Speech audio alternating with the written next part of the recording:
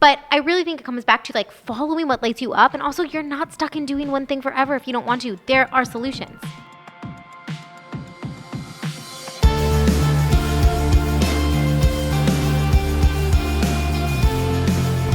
Hello, everyone. Welcome to the show. This is the What You Don't Hear podcast.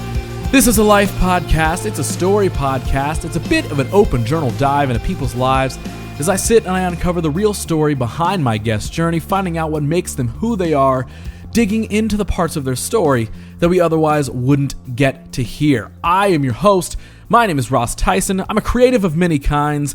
I like to dabble as a filmmaker and a director sometimes, but really when it comes down to it, I just love to tell stories in any and every form. And of course, as you can tell in this case, I'm a podcaster as well, as I bring you these conversations every other Monday and lots of Fridays for those 15-minute episodes. I just simply love talking to people about pretty much anything and everything. And of course, I've got another one of those great conversations and stories talking about lots of things this week, but I'll tell you about that in just a second because I have some very lovely sponsors to tell you about first. Because, well, if I didn't tell you about them, that's not exactly how sponsorship deals work, and there's some very kind people who believe in this show enough to sponsor it, and I appreciate them way too much to just not mention them. You know, it's not how any of this works. So let me tell you about them. So first, this episode is brought to you in part by Makers Social. That's a place that's located right here in the Franklinton Arts District where I make this podcast out of. It is legit right across the street. So what is it? Well, Makers Social is a DIY craft project bar where you can get your hands messy with some fun projects with things like woodworking, leatherworking, jewelry making, and painting. They also host private group events such as team building, corporate events, and birthdays. Now, what's more interesting is, well, you can drink while you do the things if you want, because they also have a full bar loaded with cocktails, local beers, and a very rare bourbon list for all you bourbon collectors out there. So, what's maybe more fun than getting your craft on with some friends while also maybe getting your drink on as well for a night out? So you can make a reservation on their website, and if you do, right now you can type WYDH into the notes section of your checkout when you make that reservation to get $10 off your project's booking. So head over to makerscolumbus.com if you want to go check them out, and for real, support the show and support them. Let them know that What You Don't Hear sent you. This episode is also brought to you in part by PromoWest Productions. If you're interested in catching a live show, you can check out one of these upcoming concerts brought to you by PromoWest. They've got Jake Scott in town on November 9th at Newport Music Hall, Max on December 4th also at Newport Music Hall, Fowls on Friday, December 10th at Kemba Live, and then From Ashes to New on December 11th at Newport Music Hall. So, if you want to grab tickets to any of these, you can jump to axs.com, or as always, for more information on any of these or any upcoming concerts, you can find all the info you need at promowestlive.com.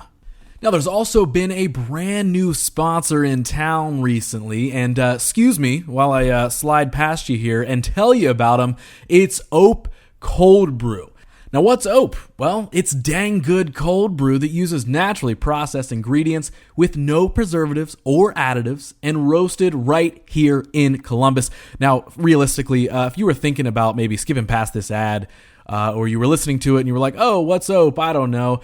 Truly, the fact that I read preservatives and additives correctly, honestly, without messing that up, that should be enough effort on my part for you to go check out Ope.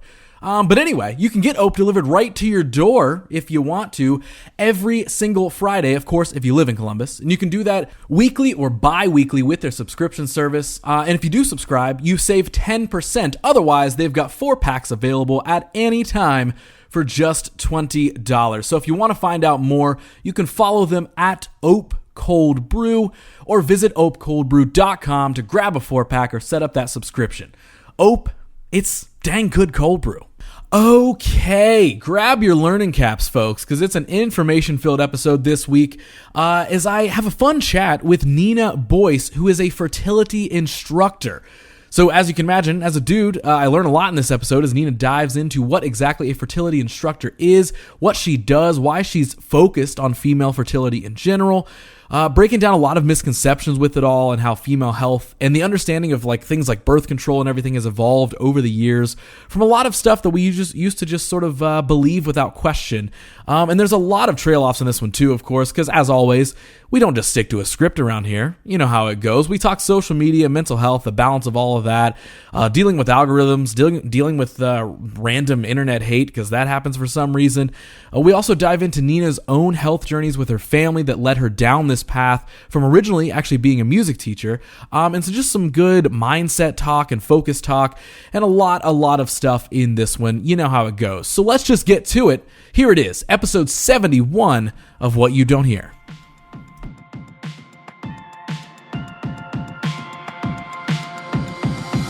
Are you ready to make a podcast? Let's do it. Are you ready to get to know each other for the very first time? Yes. And record it and then share it with everyone? It's my favorite thing. It's like podcasting is literally my favorite platform, so I'm so ready. Okay, so is it to start with this, full disclosure, whenever I have somebody on the show that I don't already know, I don't do like a detective deep dive investigation into like everything that they do. I know the very like the surface level, like, oh, this is what they do. I see generally how they do that, whatever it may be in whatever form. And other than that, I'm like, okay, I like to learn everything real time. Yeah. So when you say like when you say podcasting is like your favorite like do you make a podcast? So I have my own podcast, which is called Healing Hormones. Okay. I thought so, but I didn't want to be like, you do a podcast. And you're like, no, I don't. I'm like, all right. Which is also, I think it's funny that you say that because I didn't do a deep dive into you either. So we truly are discovering each other for the first time today. Perfect. I love that. And also my husband has a podcast agency or a media agency. So we've produced lots and lots and lots of podcasts. So when I say it's my favorite platform, it truly is my favorite platform. So I'm interested as to like, why is it your favorite? Because I know my reasons, but I just like talking. Yeah. And so I feel like I get my point across better when I'm talking, and I enjoy conversations as opposed to writing. I will write. Like I'm okay with writing, I'm okay with reading, but I would much rather sit down and have a conversation. Yeah, that's 100% where I have definitely learned that I can talk more than enough for everyone in the room. Yeah. And so, it's pretty convenient that podcasts exist, and it's like, oh, okay, cool. I can talk to anybody and everyone about everything. Mm-hmm. And then cool, we'll make a show out of it and call it a podcast, and then great, here we are. So this works out because both of us like talking. Perfect. So this is good. This is the right setting for us to be in. So again, I'll probably say it 1,000 times, but thank you so much for being down to do this. And again, meet me for the very first time and just open up the floodgates to talk about all the things. So I would honestly love to start with like, again, I know generally what you do, but I'd love to hear it directly from you. Can you kind of lay everything out for me? Because I know you work within like fertility and all that sort of stuff. I'm not really familiar with what that is, and I definitely need you to explain it to me. Yeah, will do. Okay, so in my former life, I was a music teacher. So I taught middle school choir for 7 years. And while I was doing that, I went through my own sort of hormone, health, anxiety struggles, and I started diving into, well, what can I do as far as food and lifestyle to start to feel better? Made some tweaks, slowly but surely started to feel better. And that's what led me into getting my certification to be a health coach. So it all started there. And I did that while I was teaching. So I was teaching, doing health coaching, started my podcast, and then slowly got super wrapped into it, right? I'm like, this is everything, and I want to do this all the time. So eventually I transitioned from teaching, started doing health coaching full time. And then because I started focusing mainly on hormones and women's health, I started to get into what now is kind of my main focus is fertility awareness education. So essentially it's teaching women how to use their own body's signals, either for natural birth control or conception. Okay. So what can we dive more into that? Like what all does that entail exactly? Like what are kind of like, the 101 of like fertility awareness, like when somebody's what words am I allowed to say? You can say literally anything on the show, so whatever you want. I know. Okay, that's great. So essentially, a woman has a cycle, right? It's a full 4-phase cycle. When they're on birth control, it's different because they are on synthetic hormones or the copper IUD, which is no hormones, but it treats the body a little bit different. But when you're off of birth control, you have a 4-phase cycle. And within that, you have specific biomarkers that let us know if you're in your fertile phase or your infertile phase. So women are only fertile about 5 to 6 days a month, which is wild because we've kind of been taught that we're fertile all the time. It's like anytime you have sex, you can get pregnant, which just isn't true. So I teach how to identify those. So there's a few ways. One is cervical mucus, which is why I asked what words I can say on here. Okay. You're like, what did I get into with having this girl on my podcast? Nope, it is completely fine. So that's like your body producing, of course, a cervical mucus, and that is when you're in your fertile phase. And then after you have ovulated, your temperature actually rises. So that's called basal body temperature. So I teach women how to track CM and also how to track their basal body temperature to open and close their fertile window. Okay. So, and obviously, I am a male, yeah. So I am sitting here, and obviously a lot of this is not stuff that I deal with and all that sort of stuff, but I see a lot of this, and why it's interesting is like I see it from the outside, right? And I see so many, friends of mine post about like how difficult being on birth control is and just everything revolving around that. Again, stuff that I don't necessarily understand, right? My small boy brain only gets a little bit of it, right? Yeah.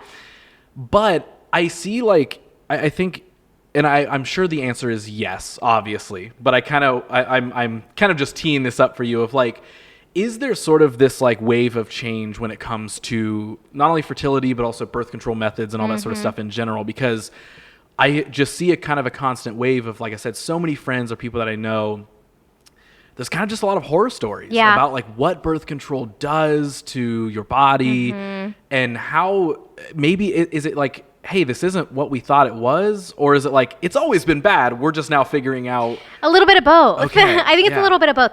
Because honestly, so when I started birth control, I was in college. I think I was 19 when I started it, and it felt like a rite of passage at that time. It was like, oh my gosh, I get to be on birth control now. I don't even have to ask my mom. Yeah, it's like I can go to the gyno, get my prescription. And it really does serve many of us in a season of our life, right? Where we don't really want to take the time to chart our biomarkers. We just want to take something or have an IUD in and not really think about getting pregnant or not getting pregnant. But what we don't realize is that we're actually taking a prescription medication. And I think that's something that goes over a lot of our heads. Because I remember when I went in, again, at 19, I think I said, like, I want to get on the pill now. She said, great, let's try this one. And I left with my pack, and it was totally fine.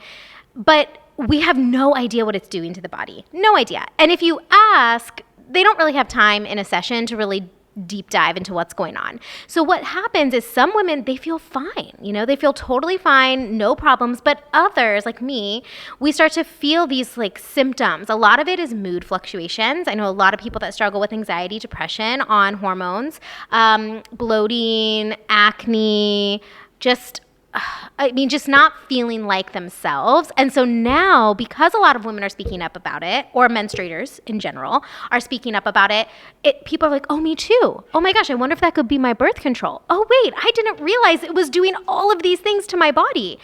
And that now I think people are having this wave of almost anti-birth control, which I am not. I think some people are really scaring people away from birth control. I think there's a happy medium of like, birth control can work for you. And if it works for you, that's great. But also here's another option, which is hormone-free and side effect-free that you can also do. And we've never been taught it. So that's really where I feel like it's just education. And now more women are realizing that they have another option. And do you think that's just like, do you think half of that has to deal with like, oh, it's now the internet exists, so everybody's seeing everybody talk about it? Or is it just like kind of the natural progression of like, kind of how, like with a lot of stuff, I mean, you said and I'm sure we'll dive into it, like getting your start as like a health coach and stuff before kind of diving into this like aspect of things. Like, I think with human beings in general, we're now becoming more aware of like, oh, what are all the bad things that we ingest and do to ourselves all the time? Whether it's just like what we eat or what we drink, or, things, and I know this is a whole other conversation, but like even things like anxiety and depression and medications that can be taken for that and what that actually does to you and all this sort of stuff that like you can kind of navigate down these more either natural remedies or just like figuring out what actually works for you rather than saying, oh, there's the prescription that all these people need and you either get this dose or that dose and that's it. So the point I'm making is like, do you think like that awareness, like, or maybe where is that awareness coming from? I think a lot of it is Instagram, honestly. Really? I think, and podcasts and blogs. I think in like, what was it, 2011? Blogs really took off and like Instagram started taking off. I think people sharing their wellness stories people started to pick up on it because they felt less alone. Yeah. And I know when I started, it was because I realized, oh my goodness, I actually do feel better when I do X, Y, and Z. So maybe that'll help somebody else feel better. And then I start sharing it, and then people are like, oh wow, what's this more holistic living thing that's going on? And I think that's where it started. I also think that maybe like the age progression, you know, when we're in college, we're not really focusing. Some people are. I really wasn't. I was eating pizza and I was drinking beer and taking birth control, and I wasn't really thinking about it. Right. But eventually it all catches up to you. And so, I mean, for me, it was when I was working at 2 middle schools and I was doing all those things and I wasn't taking care of my body and I didn't feel well. So then it was like almost this rock bottom. I have to sit down and reflect and figure out what it is that's not really jiving with me anymore. Mm-hmm. And that was kind of my awakening, so to speak, my birth control awakening. Right. It's just sort of that natural wave and progression that probably a lot of people are making of like, oh, wait a second, like my body doesn't feel great when I do these things that we were told we were supposed to do. Mm-hmm. And, oh, wait, now I'm able to see and hear that other people are experiencing the same thing. Oh, okay, I guess that makes it more okay for me to try and figure out what the heck to do to solve it, which, you know, again, I know that's like the obvious answer. It's like, well, yeah, that's kind of how everything is working, right? You know, it's like even, you know, the reason for me doing something like this podcast, it's not just to like hear myself talk, or it's not just to like, oh, I want to just have people on that do stuff and we'll just talk for an hour or whatever. It's to show that like, hey, a lot of people have a lot of experiences and we're all more similar than we are different. Yes. And also there's value to be heard in anyone's experience. And I think, especially when you delve into the health world in general, getting to hear those things that maybe you otherwise wouldn't get to hear about, you're like, oh, okay, I thought there was something maybe wrong with me. Oh my gosh, I hear that all the time. Really? Okay. Yeah, so many of the people that I work with are like, I literally thought my body was broken, or I literally thought something was wrong with me. And it's not that something's wrong with you. It's that your body's just giving you these very clear signs that there's imbalance going on.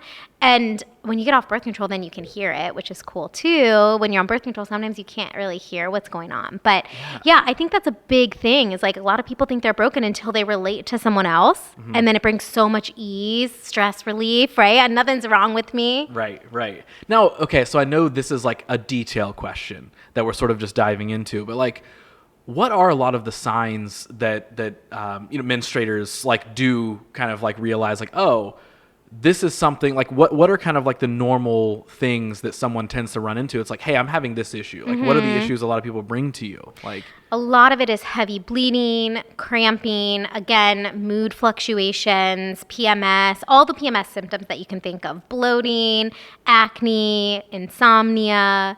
Oh my gosh, there's so many. And just, again, not feeling like yourself. A lot of hair issues. Some people, their hair will start thinning or falling out. I mean, just pure signs of stress on the body. Fatigue, that's a big one, or brain fog.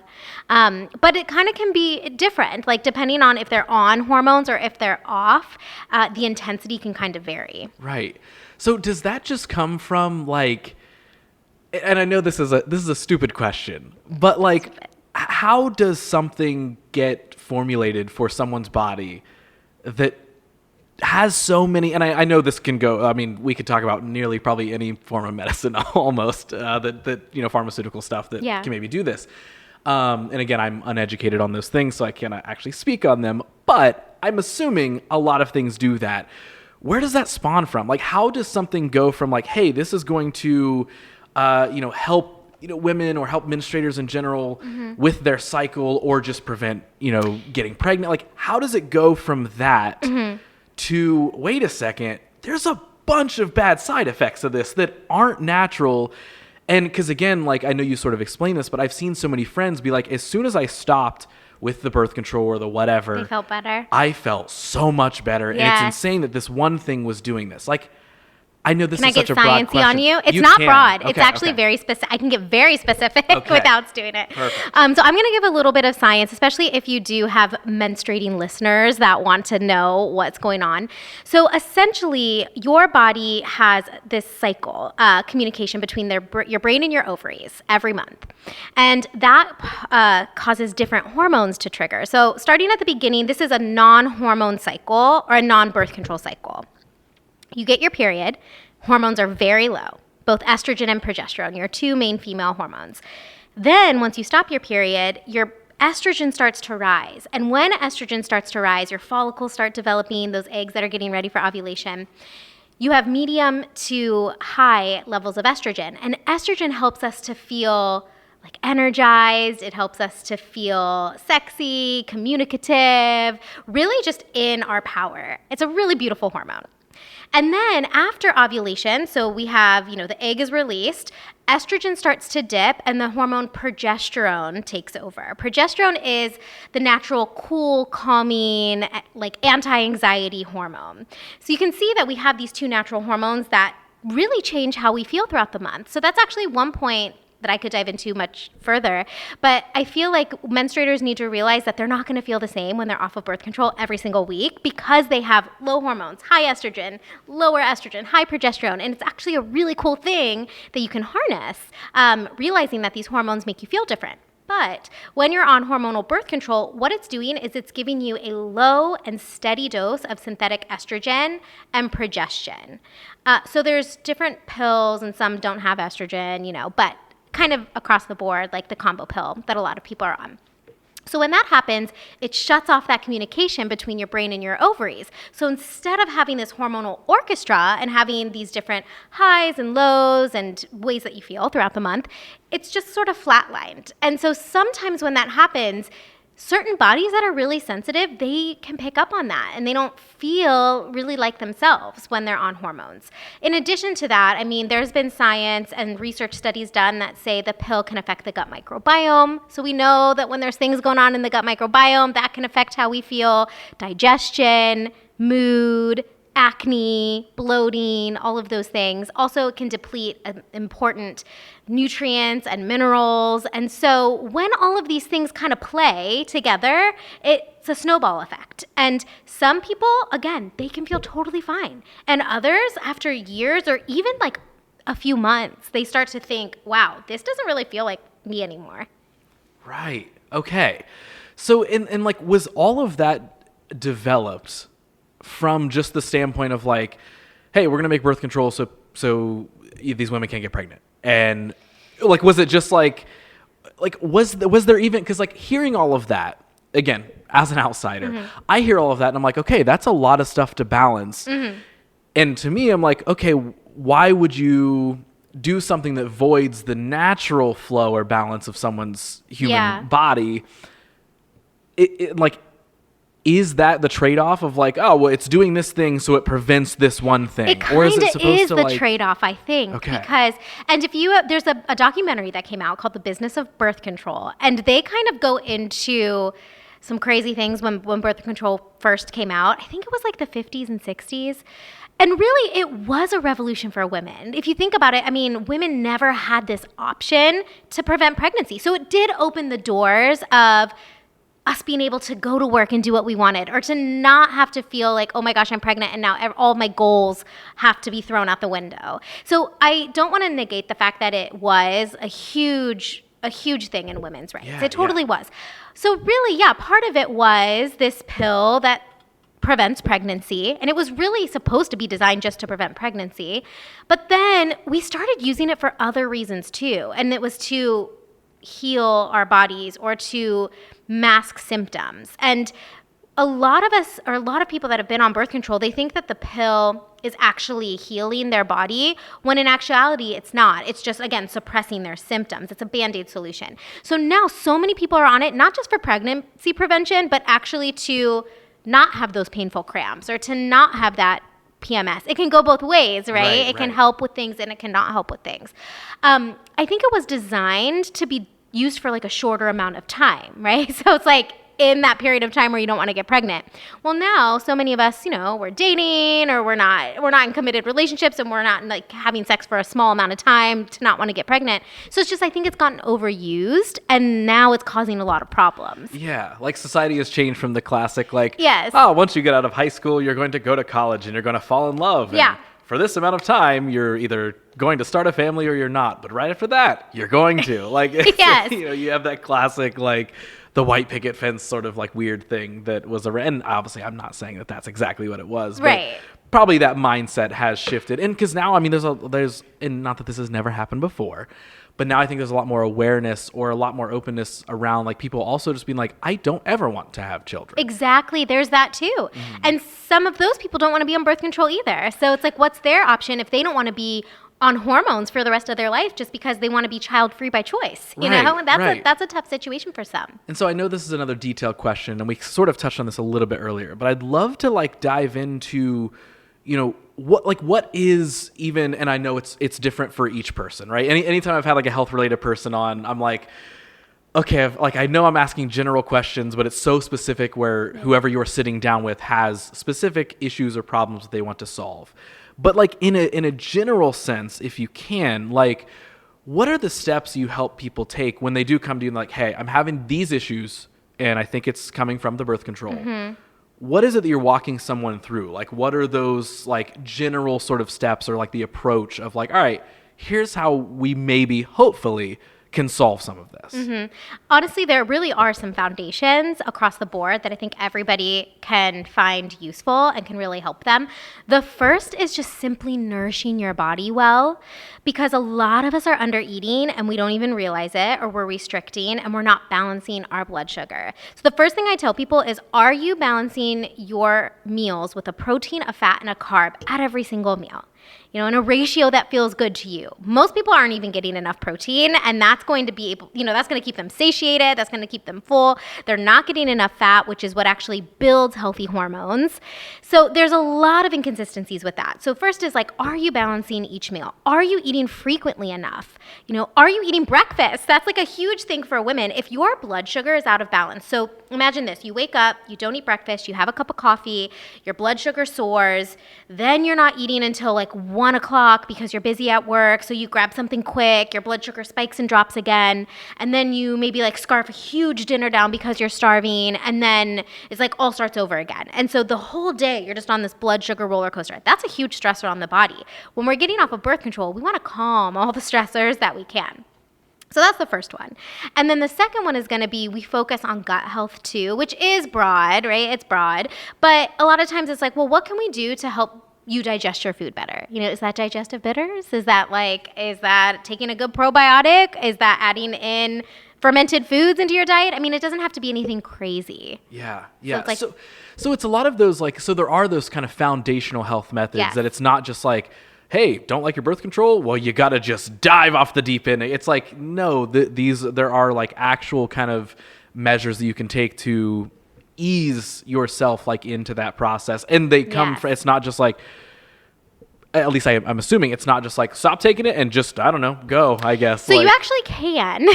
Birth control is one of those things that you really can just stop taking. But I've seen more success in women that start to prep their body 3 months before they get off of it. Okay. Nothing's going to happen. I mean, your body is very resilient. So if you get off of birth control, your body is just going to wait to get that signal again. Like your brain's going to be waiting for a follicle stimulating hormone. I mean, there's a bunch of hormonal stuff that go into it, but eventually your body will ovulate again and it'll just kind of run with it.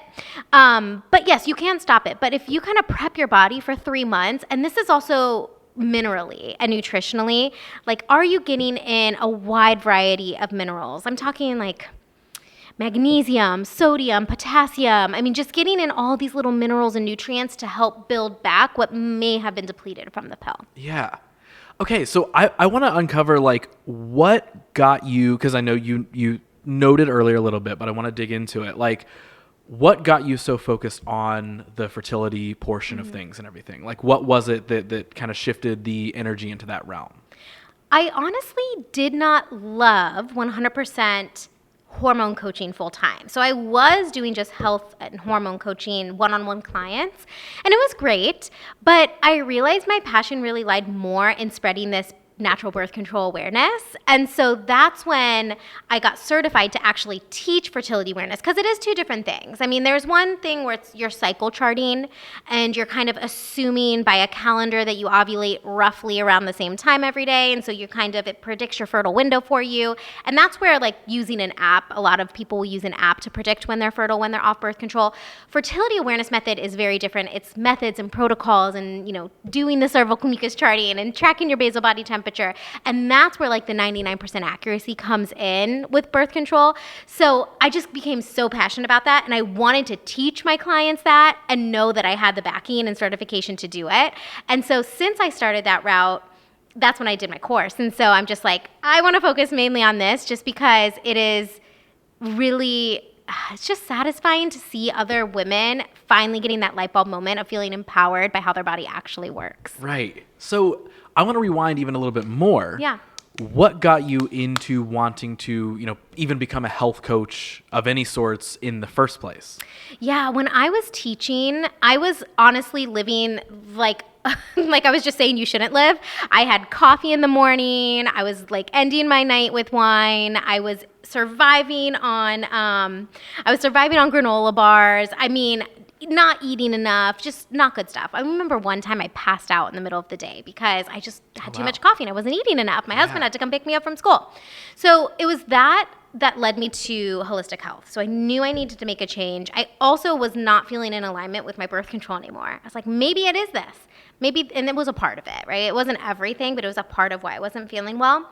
So I just started diving into holistic health. I probably did what a lot of health coaches do. It's like I was Googling, I started following people on Instagram, started listening to some books or picking up some books and making changes. And then when I felt better, I just organically wanted to share it.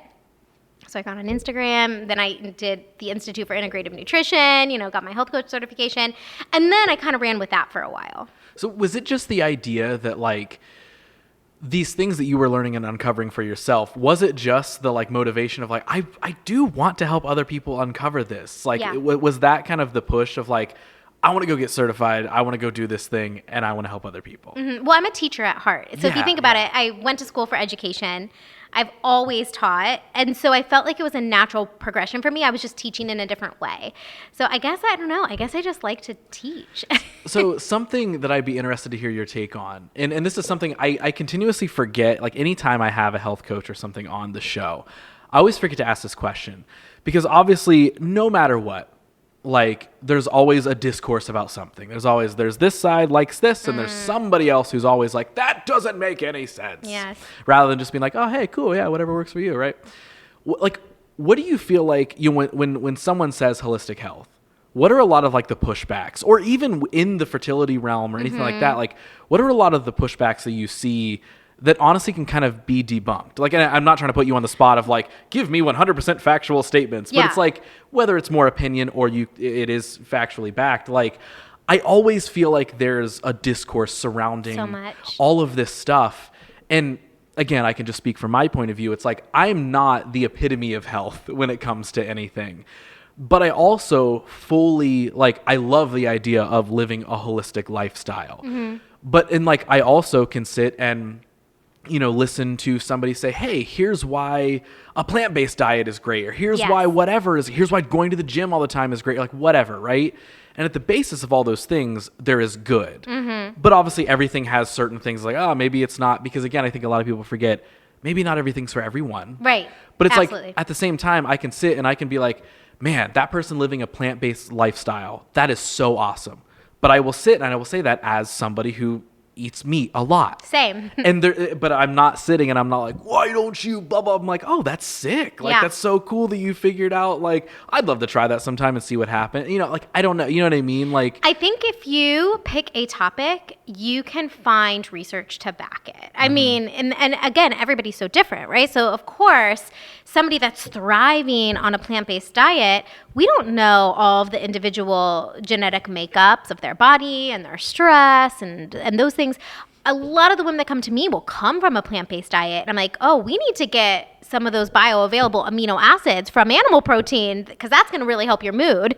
Or we need to add in dairy again, actually, because you might be deficient in vitamin A because that's so bioavailable in dairy.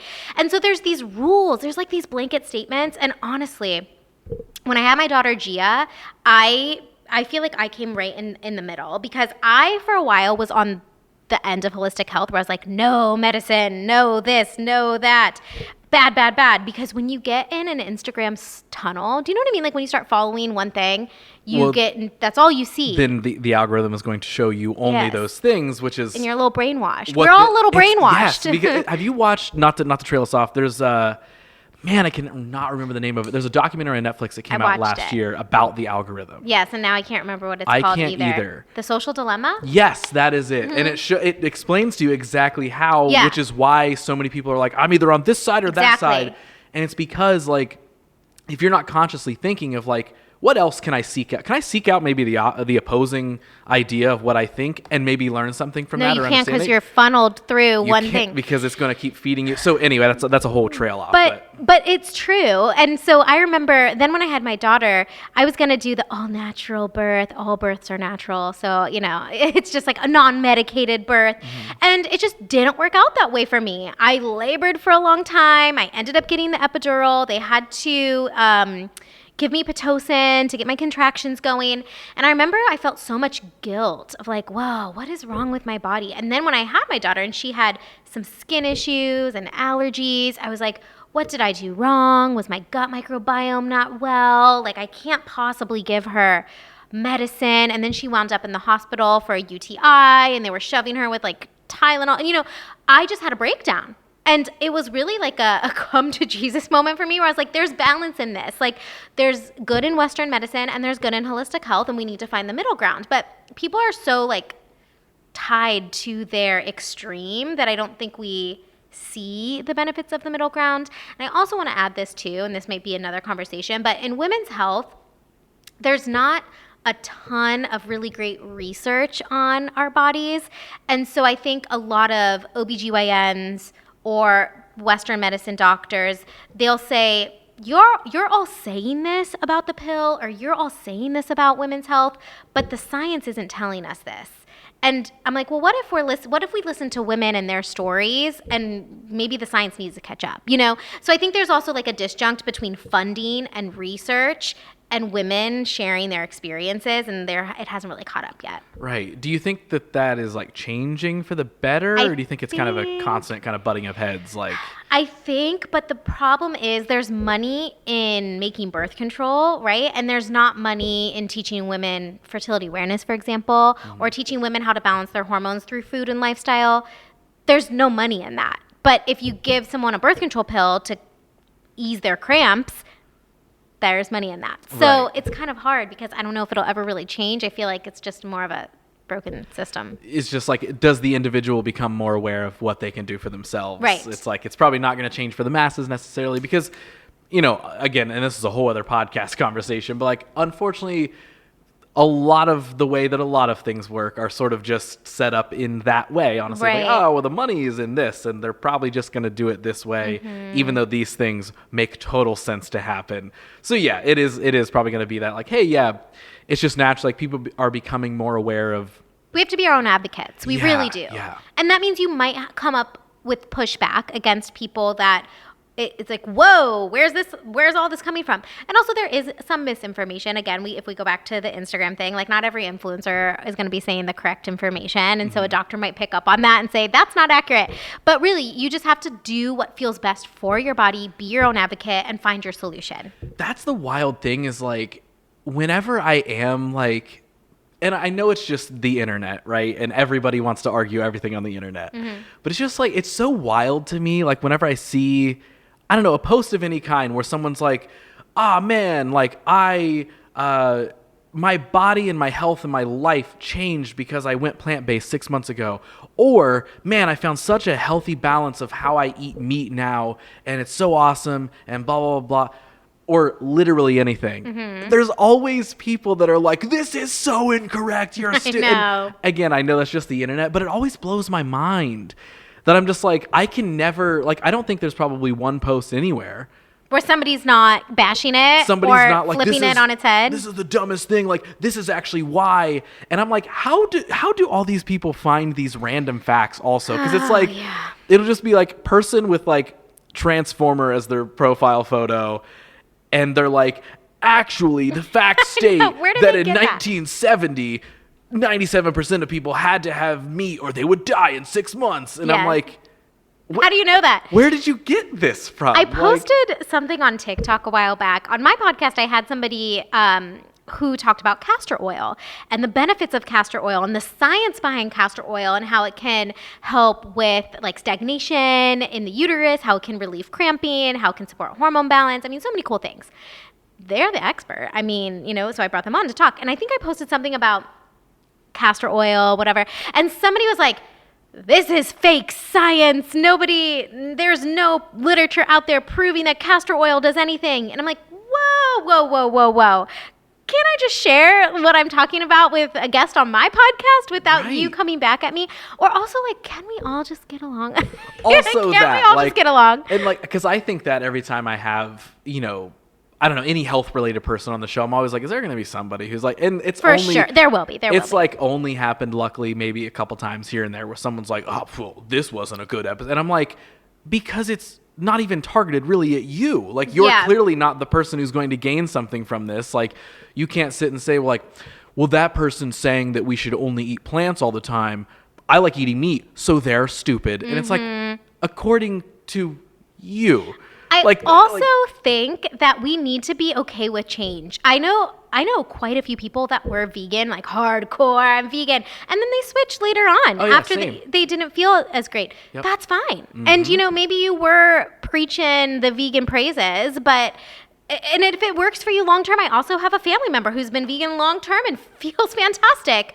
But when I tried it, I did not feel fantastic, and that's why I brought animal protein back in. So it's like, maybe we just don't have to have everything be so set in stone. Like, nothing is so black and white, right? Yeah, not everything has to be exactly one specific way. Yeah. And also, especially when it comes to the internet, not everything has to be for you to enjoy. Exactly. I wish more people knew that. And I know that's, I'm just talking to a brick wall of, of massive humanity who's not gonna ever gonna follow that necessarily, but it's like, that's why you gotta just shut it down sometimes. Tune it out, because it's so strange. And it's like, you see those like any post where, and obviously the internet does stupid things, but like you'll see a lot of posts where there's like, oh, look at this dog wagging its tail, seeing its owner. And there's always someone in the comments who's like, hey, dog expert here. Yeah. Dogs only wag their tail when they're terrified. Right. So clearly that owner's bad. And it's like, dude, nothing of the sort is happening here. And also, where did you get your certification of a dog expert? Exactly. Because, again, your profile picture is a truck.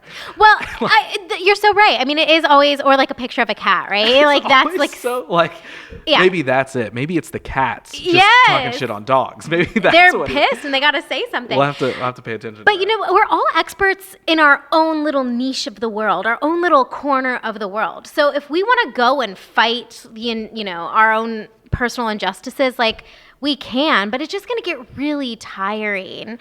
And we're not just right. We're not the only ones that are right. No, like I heard this quote forever ago from probably another podcast, and what they said was like, you're right, no one else is wrong. Mm-hmm. And it's just sort of like, oh yeah, no, you're totally right.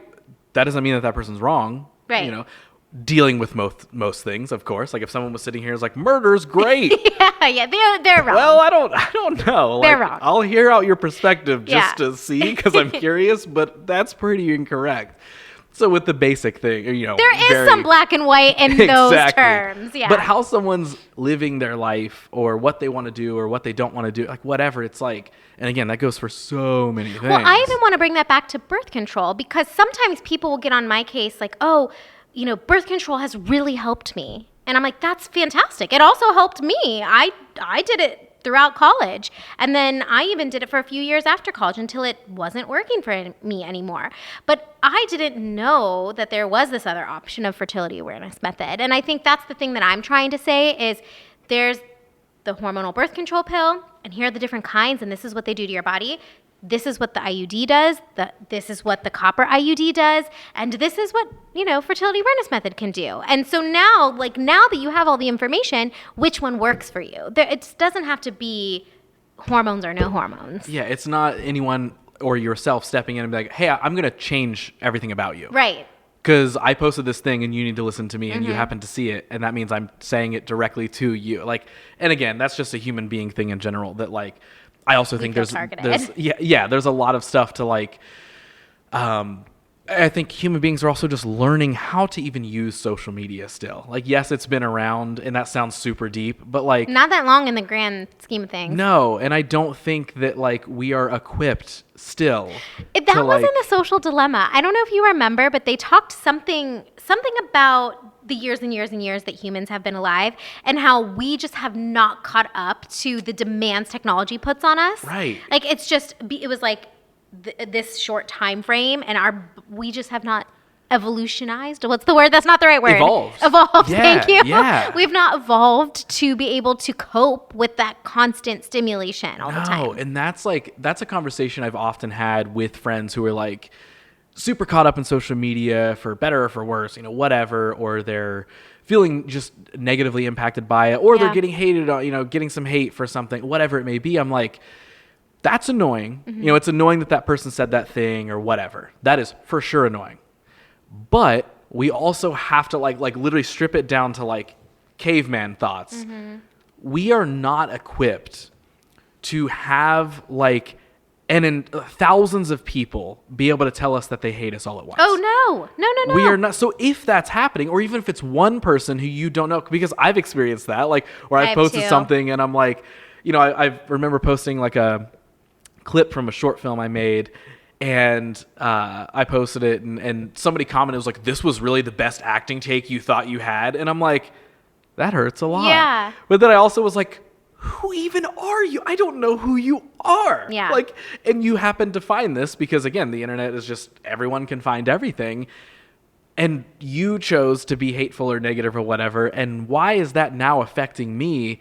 And again, that's hard to deal with, because if the internet didn't exist, one, the benefit is a lot of people wouldn't see that short film clip, right? Exactly. But in a normal sense, stripping down the technology and all that sort of stuff, if people were seeing that short film at the local theater that I got to put it in, you wouldn't get that instant negative feedback. There's not going to be somebody random, and sure, here and there, whatever. But the odds are there's not going to be somebody random that I do not know who has no connection to me whatsoever. They're not just someone's not going to come up face to face and be like, that thing you did sucked. It's just so right, because we don't really, not many people have the guts to do that face to face, and we can hide behind our technology. Again, the person with the cat photo is the one that, as their profile picture, is the one coming in and saying that. When I taught middle school, it blew my mind the amount of anxiety that these kids have over the whole Instagram social media thing. Can we dive into that? Yeah. That's fascinating to me. I would love to learn about oh my gosh, it's just, I'm gonna speak to the young girls specifically, but just body image issues, drama, friends, needing to look a certain way, or not getting enough likes or comments, or this person said that to me on social media and now this means this. If we as adults, I don't actually know how old you are, I'm 33.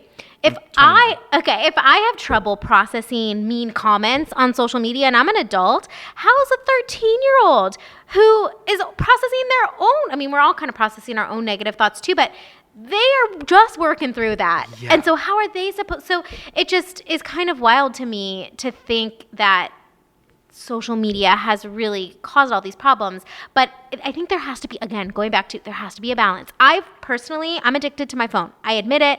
I have a business, right? I'm on social media. My business is online. So I'm constantly refreshing my email, checking if anyone commented on Instagram. I need to set boundaries because I can physically feel it drain me. Mm-hmm. So that's not good for my health either, but it's not good for little kids' health either. No, for sure. And that's something that's insane, because again, it's like you said, as adults, just in general, we have not evolved completely to be able to accept or ingest or handle the fact that thousands of people can interact with you all at once and it can be very negative. We don't know how to handle that yet. So like you were saying, as a kid who's just figuring out how to handle like the bully in the cafeteria that said something mean to them, imagine that now be like translating that into the social media thing. Yes. It's like I couldn't imagine that necessarily. Like, yeah, and it's sad. It's really sad. I think my daughter's only 17 months old. I'm like, what's your Instagram going to be?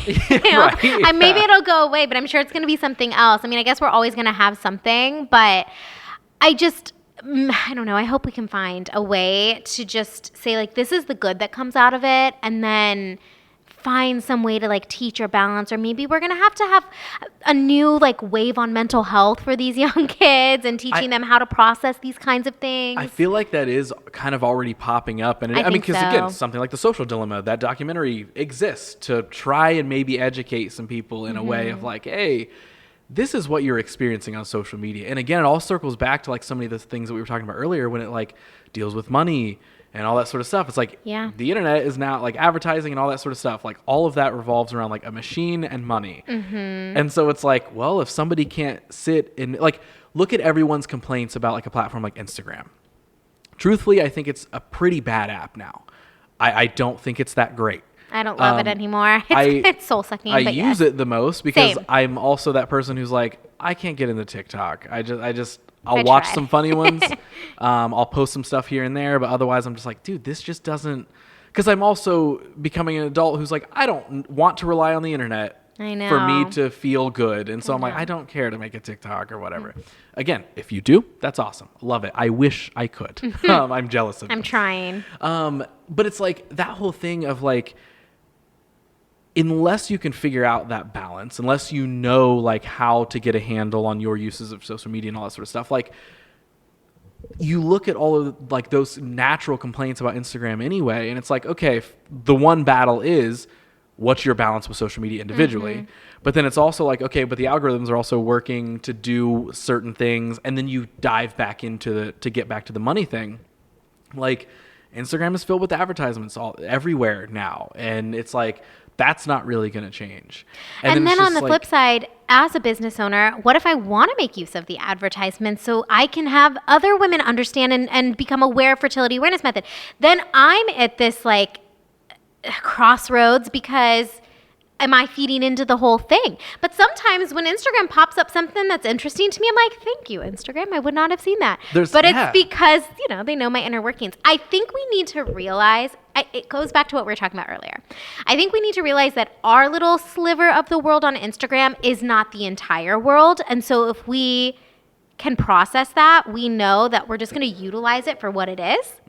And then we can kind of shut the rest of it down. Right. Well, because it also deals with like the whole, like, especially like, okay, as a business owner, okay, if you wanted to create an ad, you want to do all that sort of stuff. All right, that's awesome. And like, do I think that's necessarily like negatively feeding into anything? Not really. Like I don't think us creating advertisements for things are bad. But like where it gets into like the weird, like why is this platform the way it is like not only, yes, the ads are one thing, but like even the format of the app in general, like it's no longer based off of like, are these users sharing and creating and having fun with their lives?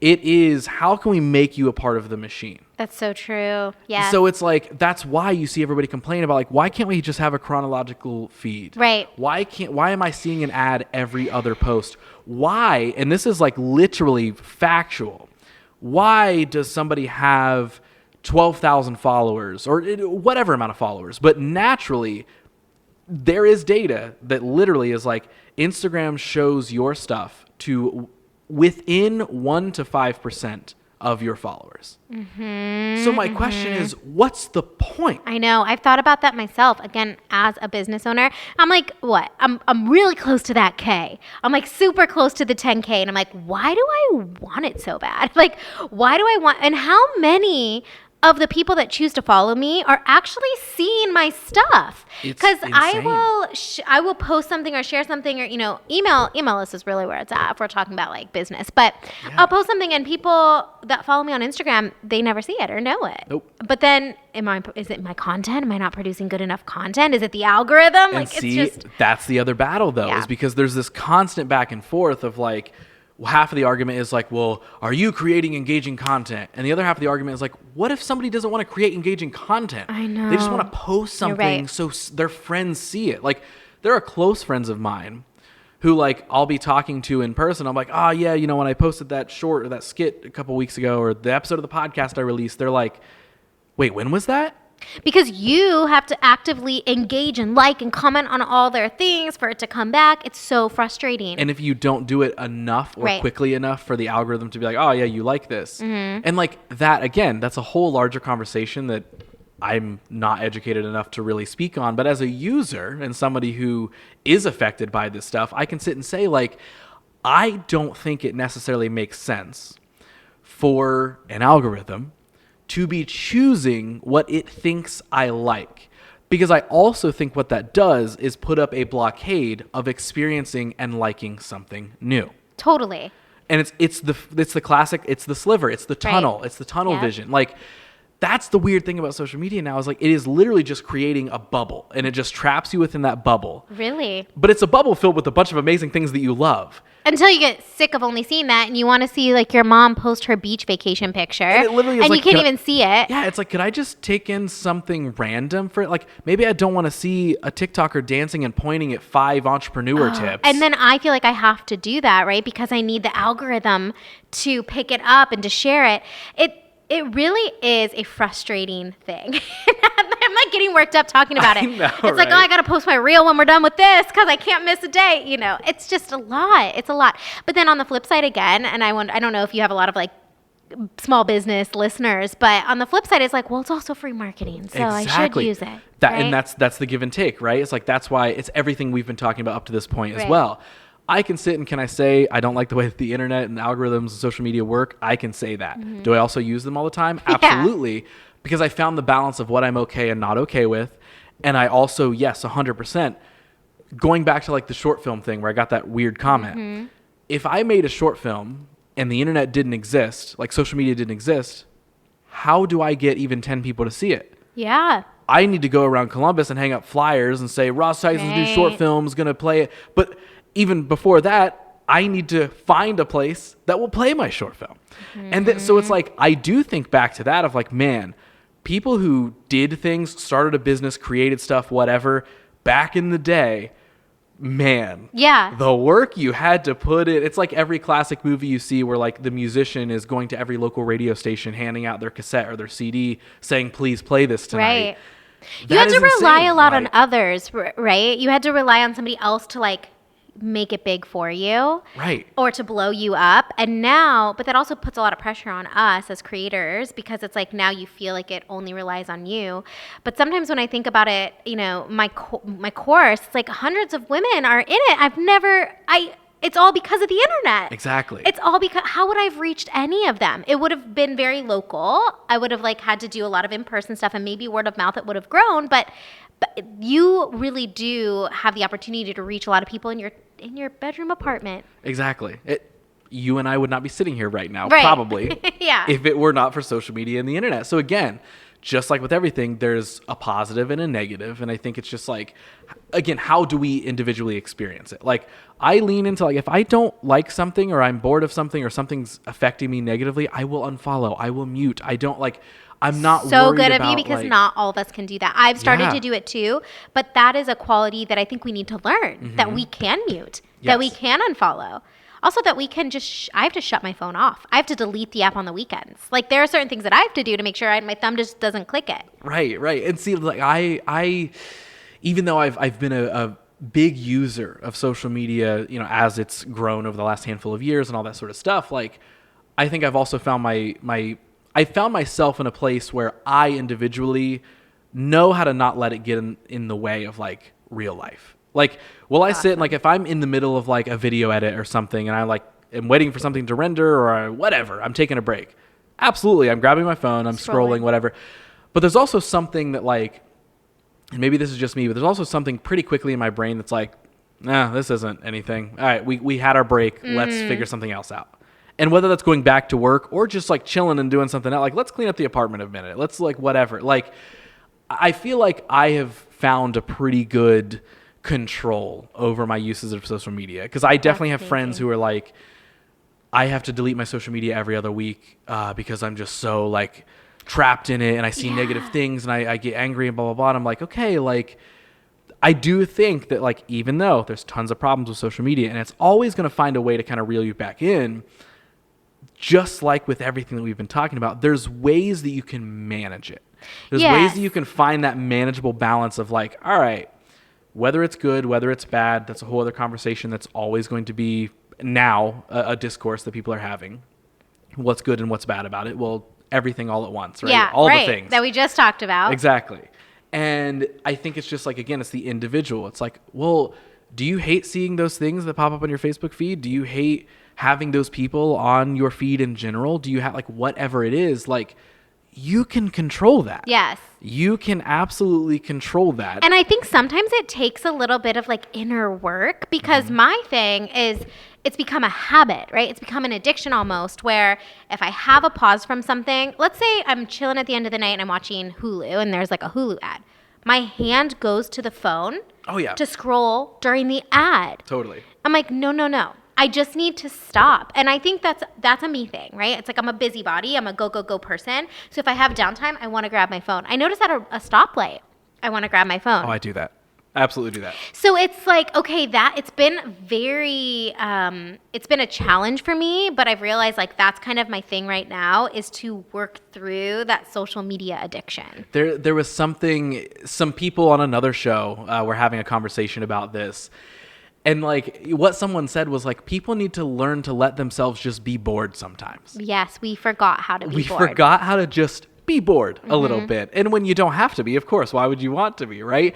But I also think back to like, even when I was a kid watching TV, I don't know if you did this or not, I was a channel flipper. As soon as a commercial would hit on one channel, I was like, I don't want to watch these commercials. I'm going to find something else to watch for 3 minutes. Kind of the same thing, yeah. Then I'm going to flip back. Like, I remember when they made the previous channel button on a remote. Oh, yeah. I was like, I was the previous channel flipper too. I was like, I've got this. So I would find like the 2 channels that I wanted to watch 2 shows on, and I would find like, okay, this one's on a commercial, maybe this one isn't. I'd go, and if that other show wasn't on, I'd go and then find something else to watch, literally just like a minute 30 of. And then be like, all right, the ads are done on the show I want to watch. I'm going to go back to that now. So it's like, that has, I think, all been building. You know what I mean? Just with like technology and entertainment in general. Like, because I'll catch myself doing that when I'm sitting and like an ad pops up and I'm like, whatever, getting on my phone. And I'm like, oh, this is gross. And I'm like, I did the same thing when I was like 11 years old with the TV anyway. Right. It's just how like it's just humans. Yeah. We don't like to just sit and be bored. Also, what happens when we tend to have nothing to think about? Well, we start thinking about things we don't really want to think about. Exactly, which is like so much of what, you know, a lot of like lockdown and pandemic raised to a bunch of people is like, okay, when you void all of the normal things that would be distractions for you, which is like going to work or going to this place or going to that place. Of course, we had the internet. The anxiety comes out. Yes, like then you're sitting the inner wounds start coming out. We try to suppress them the whole time. And even like simple things like home improvement skyrocketed at that point in time because everyone was sitting like, sourdough bread. Did you hear about that? Yes, making your there was like a huge trend for you know, everybody doing these things, and it's like, you're looking at that hole in your living room wall or the little chip of paint or whatever. You're like, I should fix that now because I have nothing else to distract me. Right. And while those aren't necessarily the worst problems, it does kind of put a spotlight on the idea of like, what happens when you slow down and when you're almost bored? Because none of us could have been that bored because we had the internet. Like the internet carried us through being locked inside our homes. And yes, so it's like, okay, we could stream anything, watch anything, do anything, you know, within the confines of our It homes. also taught us I don't live by myself. I have a husband and a daughter, and actually she wasn't born during like the first part of lockdown. I was pregnant, I think. Anyway, then you think about people that do live by themselves and how that really showed us the need for human interaction. So I had a very interesting experience of lockdown. So like the first month I lived with a roommate, but I was moving out at the end of that. So like the first part of lockdown, I'm with a roommate and we're hanging out and experiencing it together. And again, anytime I talk about lockdown, I'm always like, I will preface this with, I don't like the fact that a bunch of people died and all that sort of stuff. Right. But I do think that good came from the lockdown itself. And I'm not even saying health reasons. I'm just saying like people, I think, realized inner a lot work of things. type of stuff. Yes. I got it. Yeah. And so even for me, that first part, like the first month, I remember it was fun. Because like me and my roommate would just sit, we'd watch stuff all day, we'd DoorDash food from wherever we could, and there was a park right across the street from our apartment. We would go and we would like spend 10 hours outside. Nice. And just walk around the park. Because like you do. And hang out and talk. Like, that's not that bad a thing. Right. Because, well, he can't go to work, and even though I was self-employed, like, that's probably, I will say also another, like, it didn't change a lot for me. And me. I worked from home anyway. Same. It was just like, oh no, will people be able to pay me? Like that was my worry. Yeah. Right? It didn't really change my life drastically in that sense. But the stress relief of having to work all the time, that did lessen. So then when I moved in on my own, I honestly, like, I feel like I got to experience this like crazy new world where I was like, oh my gosh, like not only do I finally get to live solo, just on my own for the first time. So it was my first solo apartment. I'm like, wow, this is an incredible feeling. But also, I don't have the outward stress of you have to go to this place, you need to do this thing. Yeah. There's no FOMO anymore. I know, right? it's gone. FOMO's gone for a little bit. So then it's like, it kind of lets that introverted part of any of us kick in and be like, hey, we don't have to worry about whether we're an extrovert or not. Because like, true. we're not You're really forced allowed to be an right? introvert. Yeah. And so it's like, it literally let me kind of decompress a little bit where I was like, wow, like I don't have to always be doing something right now. And I kind of love it. I, as an extrovert, I think I realized how much I needed that pressure to be off of me too. I didn't realize that I also was like, had that FOMO, or I need to go this, or I need to do that, or I need to contact this person. It's like, that is all taken away from me. And what, like, it also helped me even hone in on like the extroverted parts of me, right? Because I like, if we're choosing a label, I feel like I'm probably more naturally an introvert, but I think everybody has both, really. You just lean I a have certain more way. introvertedness now. Yeah, but I think it just kind of like you lean into it maybe at different times, right? Yes. And that's okay. Again, it's not like the black and white thing, right? Right, yeah. And so like for me, I can feel like, okay, I probably lean a little bit more as an introvert, but like also you and I have been sitting here talking nonstop since this started. Right. And I love talking to people. I love meeting people. And again, if there wasn't confines on this show, we'd probably sit here for 6 hours, truthfully. Like, you know what I mean? Just keep like, gabbing, yeah. And that's just like how I naturally am. But what it also let me do is like, it showed me the energy that I do get from conversation with people, from interacting with people. But it also showed me a new fun way. Like and I know Zoom got huge for everybody, right? But I would schedule, like, because I knew, like, again, for me, it's the balance. I understood how to balance that need for my extrovertedness or allow myself to rest for the introvertedness. And I've carried it into like normal life now that things are, quote unquote, back to normal, whatever that is. Like, I understand that when I'm feeling down, when I'm feeling like a little depressed or a little tired, low energy, whatever, I make a conscious effort to schedule a chat with somebody. So during lockdown, I was like, I'm going to make use of this Zoom thing, whatever. So like a couple times a week, because I know my other friends aren't doing anything, I'd be like, hey, let's chat. Yeah. Let's hang out on Zoom, Yeah. right? Whether it's with a friend I knew or like there were several people that I had met and chatted with for the first time that were internet friends that we made time finally to meet and chat over Zoom. That's awesome. And so then we got to hang out and be like, oh, we're finally getting to know each other. And so it's like, even though I was locked inside and living by myself also, because there were You definitely... almost felt connected, or you felt a different sense of connectedness from those people that you were Zooming with. You might not have even done that before. And now carrying that into real life, like, I can identify when I'm feeling down, even if I don't, the introvert part of me is like, don't schedule anything. We don't want to do anything today, right? And sometimes I listen to that because we need to rest. But there's a lot of times where I'm like, all right, I'm feeling kind of low right now. I know I get energized from talking to people, communicating with people, helping somebody with something. All right, you know what? Even though I'm not really feeling it, like I want to do it right this moment, I'm going to schedule a meeting with somebody in a couple days. Yeah. I'm going to go get coffee or lunch with somebody or whatever it is. I'm going to sit down with them. Even if I don't really want to go, I know how I'm going to feel when I leave. And literally, for me individually, it never has failed me. Even if I'm going to it, I'm like, God, I wish they canceled. Oh, I wish they canceled. I resonate with that so much, the same, where I'm feeling, and even it reminds me of working out too sometimes. Yeah. For example, there's a Thursday night yoga class that I just love. It is like a soul searching class. I don't even know how to, it's just the best. And sometimes I'm like, you know what? I just don't feel like leaving my apartment and driving to it. And then I go and I leave feeling this just inner bliss and peacefulness and groundedness. She works magic in that class. But it's the same thing. It's like if you know that's going to give you the energy that you need, you know that scheduling that meeting or that Zoom call or going to that yoga class or taking the 10 minutes to meditate, you know that's going to fill up your cup. Sometimes we just have to like, you know, just push ourselves a second to get there. Yeah, sometimes it's hard to like pick up the pitcher to like even drip a little bit into the cup, right? It's like, oh God, that just takes so much energy. Because like that's another thing. Last June or July, I officially started going to the gym after years of like first being like, I'm creative, I don't need to go to the gym, and then being like, oh God, I feel awful. Yeah. And then once I started having that be a part of my routine, that has become like absolutely like, I've become that person where like if I miss a day, I'm like, oh God, I don't like this, right? But there's still a lot of days where I wake up and I'm like, dude, I don't want to go do that. But then when I do, and I feel like the gym is the easiest example, you know, of making yourself do something you don't want to do, but then feeling great afterwards. And every single time I leave the gym, I'm like, you know, I might even still feel a little tired, feel a little drained. Maybe I'm going to rest the rest of the day, but I'm so glad I did this because this was still an accomplishment. Yeah, and for me, I mean, on Tuesdays and Thursdays, that's my day when my daughter's in daycare, and I usually don't schedule a class because I'm actually pretty much working throughout the day.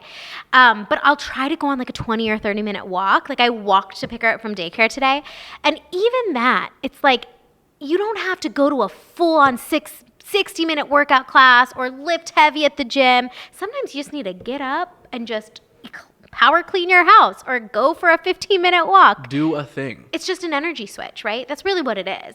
It's an energy balance. Yeah, and most of the time, like I know this is cliche, but a lot of the times, like maybe a little bit of force to do the thing you don't really feel like doing, that's actually going to make you feel better at the end anyway. Right. Like I know something that like genuinely, and this is, again, everybody works differently. Everybody feels things differently.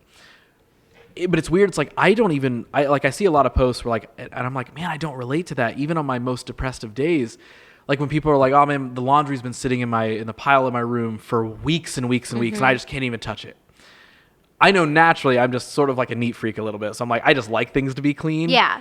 But even on days when I'm feeling down and I don't want to do dishes or I don't want to do laundry or something, I'm sort of just like telling myself enough. I'm like, nah, just get it done because you're going to feel better when you do. Yeah. And I think that that's like honestly the key to like literally anything. I know we've brought it full circle about 97 times now, but like everything that we've talked about up to this point, like I feel like the word is balance. It's 100%. understanding that like you don't have to do it the way that somebody else does it. Just because I can sit and say that like, well, I can do my laundry pretty quickly and swiftly. Doesn't mean that you're wrong if you don't. Right. But it's like, how can you figure out that balance in your life to find out a way to knock out that to-do list, to attempt that new thing, to try like whether it's big or small. And I don't know if a lot of people even just let themselves take that first step. I'm going to get a teeny bit woo-woo on you because I'm also into that sort of universal spiritual stuff, but I really feel like it's almost like what we are here to figure out is the balance, because so many of us, we want to live in the extremes because we feel like we can control the extremes. It's either like full on 100% control or honestly like maybe the opposite of it, right? Like chaos. Complete lack, and I can't do anything, so I'm a victim mode. It's like you're either in charge of everything and then you're tightly holding on and anxiety comes up, or you're in victim mode, right? So we're here to find that balance. It's like that's the learning human experience, is how do we balance the light? How do we balance the darkness? How do we ebb and flow through our emotions without getting stuck in one or the other? How do we choose to get up off the couch and make the dinner or whatever, clean up the laundry? Yeah. And I don't know if that makes any sense, but I really feel like that is our job here, is to figure it out. Right. And to figure out what that flow is, and to also understand, again, like we keep saying it, but like understand that just because something is doesn't mean that it is forever. Right. When we have those bad days of like, I feel terrible, I don't want to do this thing, whatever, that's not permanent.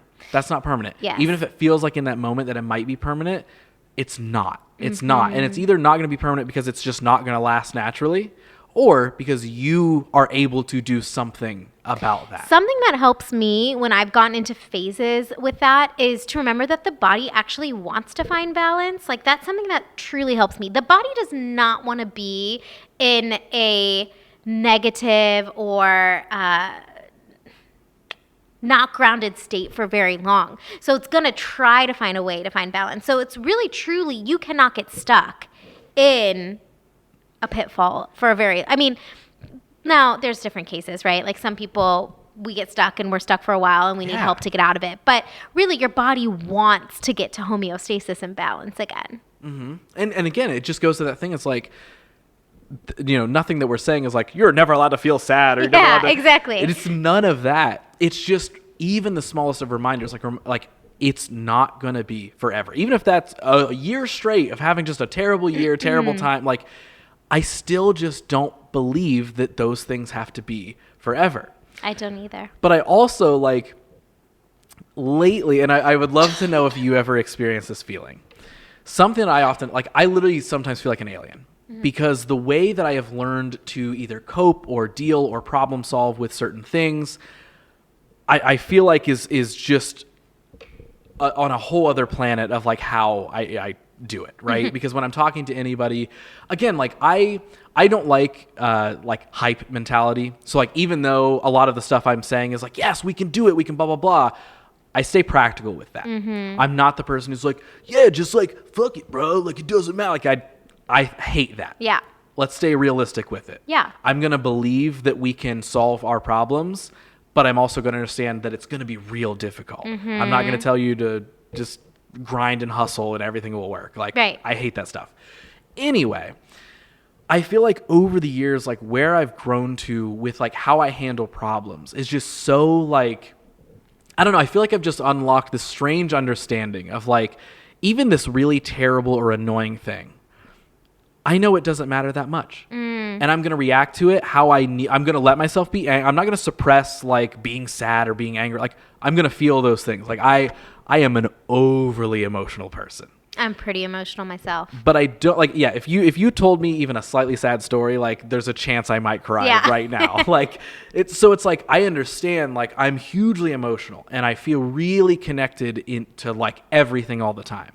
So I know a lot of things are really, really going to affect me. But again, figuring out that balance of, like, what is my reaction to those things? And I feel like that reaction point I have learned to get a good handle on. But because of that, I feel so alien when I'm talking to a lot of, people close to me or something like that when they're dealing with a problem.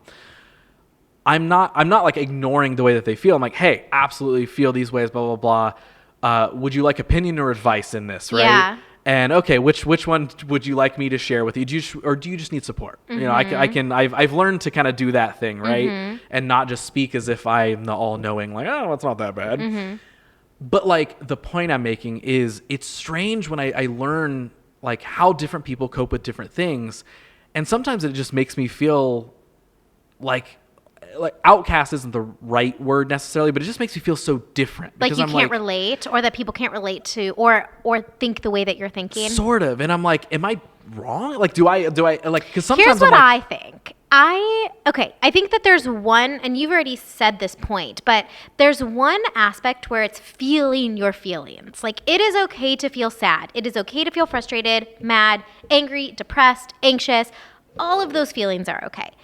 But I think sometimes we play too much into that victim mentality. And that to me is a control thing. It's like we're not able to just release and let go or trust that things are going to get better. It's like the way that we feel better about ourselves is to just play this, like, negative story. Oh, everything bad is happening to me. And sometimes it's hard to get out of that. Like, sometimes you need someone to help you get out of that. But I've found that people that do that, you know what they say, the energy you give out comes back to you? That's what happens. Like, they're constantly in that negative victim, woe is me mindset, and they put that out into the world. And of course, they're going to see and get that back. So it's just like this revolving cycle. And so you kind of need, like, an experience to shake it up, or you just need some of us, I think, that are, like, kind of creative, or we think differently. Sometimes maybe it just comes natural to be like, oh, this is probably the way I should do things instead. Or you need to hit rock bottom And then you sort of, maybe there is this other way that I can deal with life. Right. And it's like, because it's like I look back and I can identify that I've learned a lot of these things because I wasn't always this way. Like I didn't always lead with these things. But like over the years, I've remembered so many situations where I did kind of use that thought process, even when I was younger and like a dumb teenager who did stupid things. But still, like in times of like peril or whatever, I like somehow had like a pretty decent like understanding of like, oh, this is how I can solve this problem, or this isn't what I need to do, or this blah blah blah. Like, so it's like it's a gift. It's a true gift that you just got it right away. And that's just what's so strange. And it's like that point exactly is I'm like, man, like if I give advice to somebody who's like down, like am I just talking out of my like am I so wrong actually? Because I try to do a really good job of not overbearing somebody with my perspective on something. Right. I try to really, really be neutral with things of like, hey, well, think about it this way. I totally see your point with that though. And this is, hey, what you just said, I'm not going to pretend like that doesn't suck. That blows. That's terrible. But here's maybe a couple things. So it's like, let's acknowledge the thing. And like, that's just, I think that's just how I've grown to become wired is I'm like, I'm going to absolutely acknowledge the thing. And that's not to say I'm never going to have a down day or an off day and then I can instantly solve problems, because I can't. But it always tends to lead to, all right, what's our solution here? Even if I know the solution is going to be 6 months from now and it's going to take 6 months of work, I'm still like, all right, but the important part of making that solution happen is starting today. Is the step one. Like, I don't know if you're into astrology or what your sign is, but sometimes I wonder if there's this new wave. It's called human design. And so it's like you're the you're probably a manifester, right? And anyone that's listening to this that is like a human design expert, please forgive me. But there are certain people, we're wired differently, and it's like you're probably the manifester. So you see the problem and you're like, I know what to do. I'm going to go for it. And then there's like the reflector. I don't know what there's the manifestor, the reflector, and there's something else. And sometimes I just think it's just how we're kind of wired. Certain aspects, and there's good and bad to all of it, and we can either feed into the good or feed into the bad, but you've kind of figured out like, this is how I am and this works for me, so I'm gonna go with it, and maybe I can help someone else along the way that might need this little piece of me too. Right. And again, it all circles back to like the understanding the balance thing, understanding how to balance those things. Is this the balance podcast? This might be the balance podcast. I think that's what this has become. But it's like, it is just that thing though, because it's like, I can sit and like, again, I will have some terrible days, but there's still something that I'm like, yeah, but I know even if I can't see the light at the end of the tunnel right now, I'm pretty positive it's going to happen. Yeah. And I also know that like it's going to happen if I can make it happen. Right. So then as long as I can get myself back to a point of believing in myself. And that's actually the other kicker too, is a lot of times if you don't have that core of believing in yourself, it's really hard to get to that. And that's where like therapy comes in, right? And that's when you hit those moments of like, wow, I need to work on this. Like I need to figure out why I don't believe in myself, or why I constantly have these negative self-talk, why this is happening. And you don't want to get stuck in it, right? So you there's help. Like that's what I've learned with myself. I love therapy. I haven't actually been in a minute.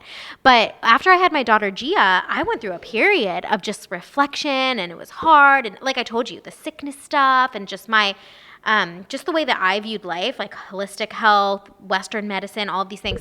And I realized like, wow, this is a really great time when I was in therapy that I needed somebody to help me just dig it all out. Yep. It's the classic, like, get things off your chest. Yeah. Like, I think it's so cliche and overlooked because it's so simple, but like, there's so much power in just talking about things or just releasing something from your body. Like, I've talked about this enough on this show, so I'll try and keep this simple because anybody who's actively listening is like, dude, I've heard you say this. But like, I think there is so much power in letting yourself, whether for better or for worse, like expelling something from your body. Like, I've noticed that if I'm like having an issue or I'm like thinking about something and I'm like, this is bothering me, this is blah, blah, the moment I get the thoughts out of my head, I feel a little bit better. It might not even solve the problem. It's an energy thing. Yes. I'm a Reiki practitioner too. I don't know if you knew that. What is that? I don't know what that is. So I almost describe it as like acupuncture without the needles. Okay. So it's light touch healing. We have chakras. That sounds This is so a whole nother cool. thing. Oh, but, that sounds so cool. So Okay. I'm really into, and I don't actively, I practiced for a while on others, and now I've actually taken a break, and I just kind of do Reiki on myself, and I'm into tarot and all that fun stuff. But it's totally an energy thing. So we have these various chakras, and I feel like when something is in your mind, you're all up in that head chakra, and you have to release it. I mean, that's why people say breathe it out, because you're physically releasing energy. Yep. And like literally, like just straight up example, a handful of weeks ago, a client that I work with, super disrespectful about something. It was just terrible. It was just kind of this like, oh man, it just made me feel awful. And in the moment I was like pretty angry, to be honest. And it takes a lot to make me mad. And I'm like, you kind of crossed the line with this. But rather than in the moment leading with that anger and just be like, F you, blah, blah, blah, this is so stupid. I was like, you know what? I'm going to and rather than play out the scenario in my head over and over of what I'd like to say to this person. Common. Yeah. I was like, you know what? Like, I'm just going to kind of let it be for now. I'm going to be straightforward with them too, because I do think you got to stand up for yourself. You can't, don't let yourself be walked on. But I expressed like, hey, like, okay, we'll figure this out, blah, blah, blah. But I didn't lead with the anger. I was just very like neutral in this situation. Like, hey, I'm letting you know that you're wrong, but we're going to find a solution and that's okay. But I still was playing like, wow, I wish I told him this, right? But what I did was literally just jumped in the notes app of my phone and I typed out what could potentially in the future be a breakup email with this client. I just typed out every thought and feeling that I was having. And it wasn't like a tirade of like, you effing suck. It was still formally written as to like, this is literally what I would send them, right? And be professional about it. But did you feel so good after you wrote it? I felt so much I've done better. that too. When I've been in a situation, I can think of like two different friends. I've been in a situation with that where I couldn't bring myself to say it because I'm non-confrontational. But I wrote it out, and having it there helped me feel so much better. And also in my life now, and I don't know if this is like a late 20s, 30s thing, but it's almost like I don't have time to feel that way anymore. Not just in like the sense of time, but like I value myself too much to give away my power to somebody else. And so 100%. at this point I'm like, you know what, Nina, it might be uncomfortable, but just say it. Just get it over with. Just say it. And if they want to feel a certain way about it, they're going to feel a certain way about it. And it's like, you can't change that person. Like, yes, can someone learn a different perspective and can you talk things out? Like all this sort of stuff. Yes, all of those are possible. But it's like, it doesn't do you any good carrying the weight or carrying somebody else's almost imaginative burden that you're putting on yourself. Like, I bet they think this about me. It's like, they might. Yeah. Who cares? Right. Like, and again, I know that's such a, that's a classic, like, well, it's easy for you to say, Ross, I can't handle it that way. And I get it. A question you can ask yourself is like, is what you are feeling your own? Or is it somebody else's? Yeah. And if you can say like, it's probably somebody else's, like it's this person's energy, thought, worry, anger, and I'm putting it on my shoulders now, that's when you know you got to let it go, because you are then giving the other person your power. Yes. And that's like another thing I heard forever ago that kind of stuck with me was, I don't know the exact quote, but it was somebody explaining that like, when you're holding a grudge, that actually only hurts you. Oh, yeah. And sure, again, like we talked about earlier, are there certain things that are maybe pretty unforgivable? Yeah, absolutely. I'm not saying everybody needs to be forgiven for something terrible that they did. Sometimes, hey, you know what? You're just a terrible person. That's just sort of it, and I'm not going to change my mind about that.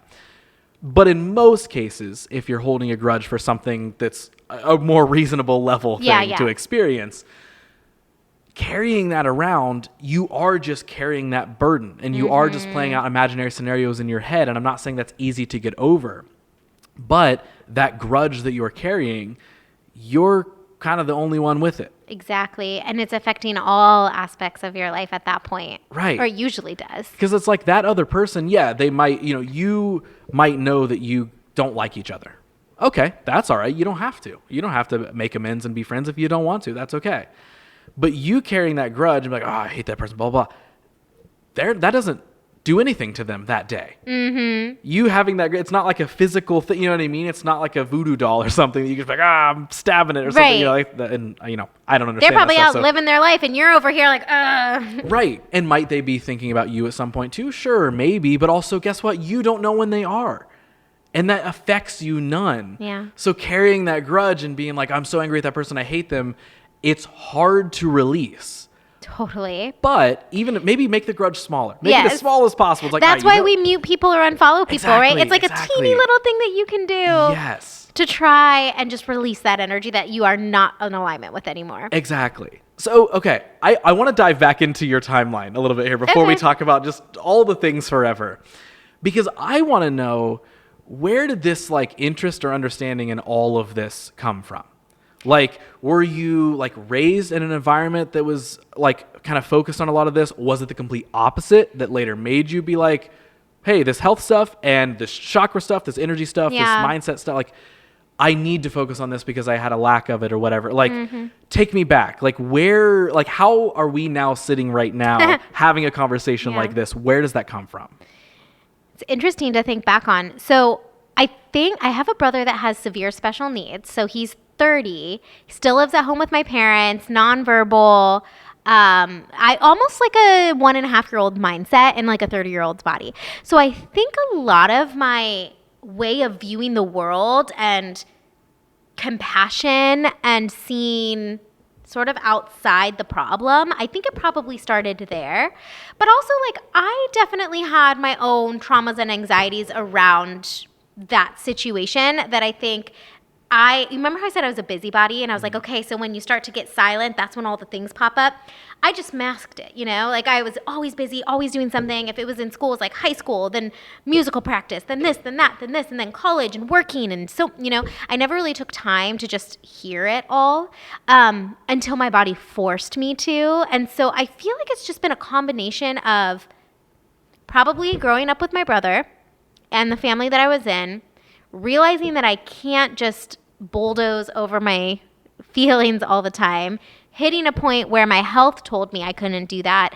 And then that's really when I opened up to all of this. But I'm a Pisces. I'm a creative, sensitive person. I think that was always really in me. I think I'm a Pisces too. Are you born in March? February 28th. Oh, yeah, you're right. Yeah. I'm March 10th. So I like don't really follow or understand a lot of that, but I know what I am not an expert, but what I can tell you is that I wouldn't be surprised that you were a Pisces just from your energy and your creativity and your work. It makes a lot of sense. Yeah. Also, the fact that you have these like, it's almost like these what's it called? Out of your mind sort of beliefs and experiences. Like you just have a knowing of certain things. Yeah. I feel like it's very Pisces. I like that. Yeah. Keep telling me cool things about it. I like it. This is pretty good. So it was kind of that thing of like, you sort of almost suppressed a lot of this, like, and tried to just kind of stay busy, bulldoze through everything. Yeah. And then you said like at some point you feel like it kind of caught up to you where you were like, okay, now I just I have to give in to these things now. I need to be aware of something. Right. And put some energy into like, all right, let's own up to some of these things, but more so, how can I fix them? Or how can I work on them or whatever? Like, was there a part of you that like, when maybe all of this stuff, let's just say any moments where it was boiling over, whether it's like physically with your body boiling over or emotionally, and whether those were like separate or at the same time, I don't know. But like, in those moments, like, how do you not just lean into, I guess this is it. This is just it all boiled over and now life sucks. Like, it's hard to say because it is almost like what you were describing. I feel like it is kind of a part of who I am this has also been a learning example too. I don't like to feel uncomfortable. I don't like to feel upset. I don't like to feel down. So I fight it. I'm like, I need to figure it out. I need to get out of this. And I think that has positive and negatives because it really does. I mean, cue my self-help phase, right? I had like all the self-help books and all of that. And that's kind of, annoying too. But it helped me get to a different point, and that was like a specific season of my life. But then there are times where I just need to be like, Nina, it's just okay to feel this way right now. And you don't have to fix it. You don't have to do anything about it. So I guess what I'm saying is I think it's just a part of who I am. Mm-hmm. It's funny because my husband's the opposite, where he will just get down and angry and mad and, he needs to just work through it and get over it in his own time. And sometimes I don't understand it either. Like, well, this anger is not helping you, bro. Yeah. Like, let's get over this.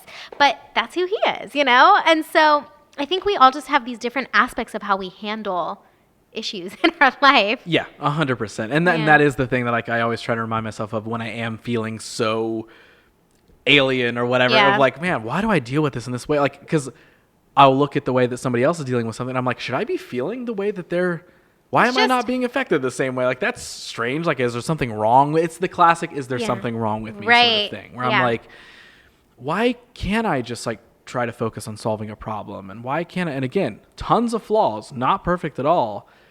But when it comes to those moments, why can't I step up to the plate when needed? Mm-hmm. Why can't I, or even in a creative sense, like I can't have an addiction to doing tons of stuff. And for a while, I do think it was to keep myself busy and preoccupied to not maybe focus on how I actually felt. But then once I identified that, found the balance, now I'm like, oh, I know how to keep myself under control.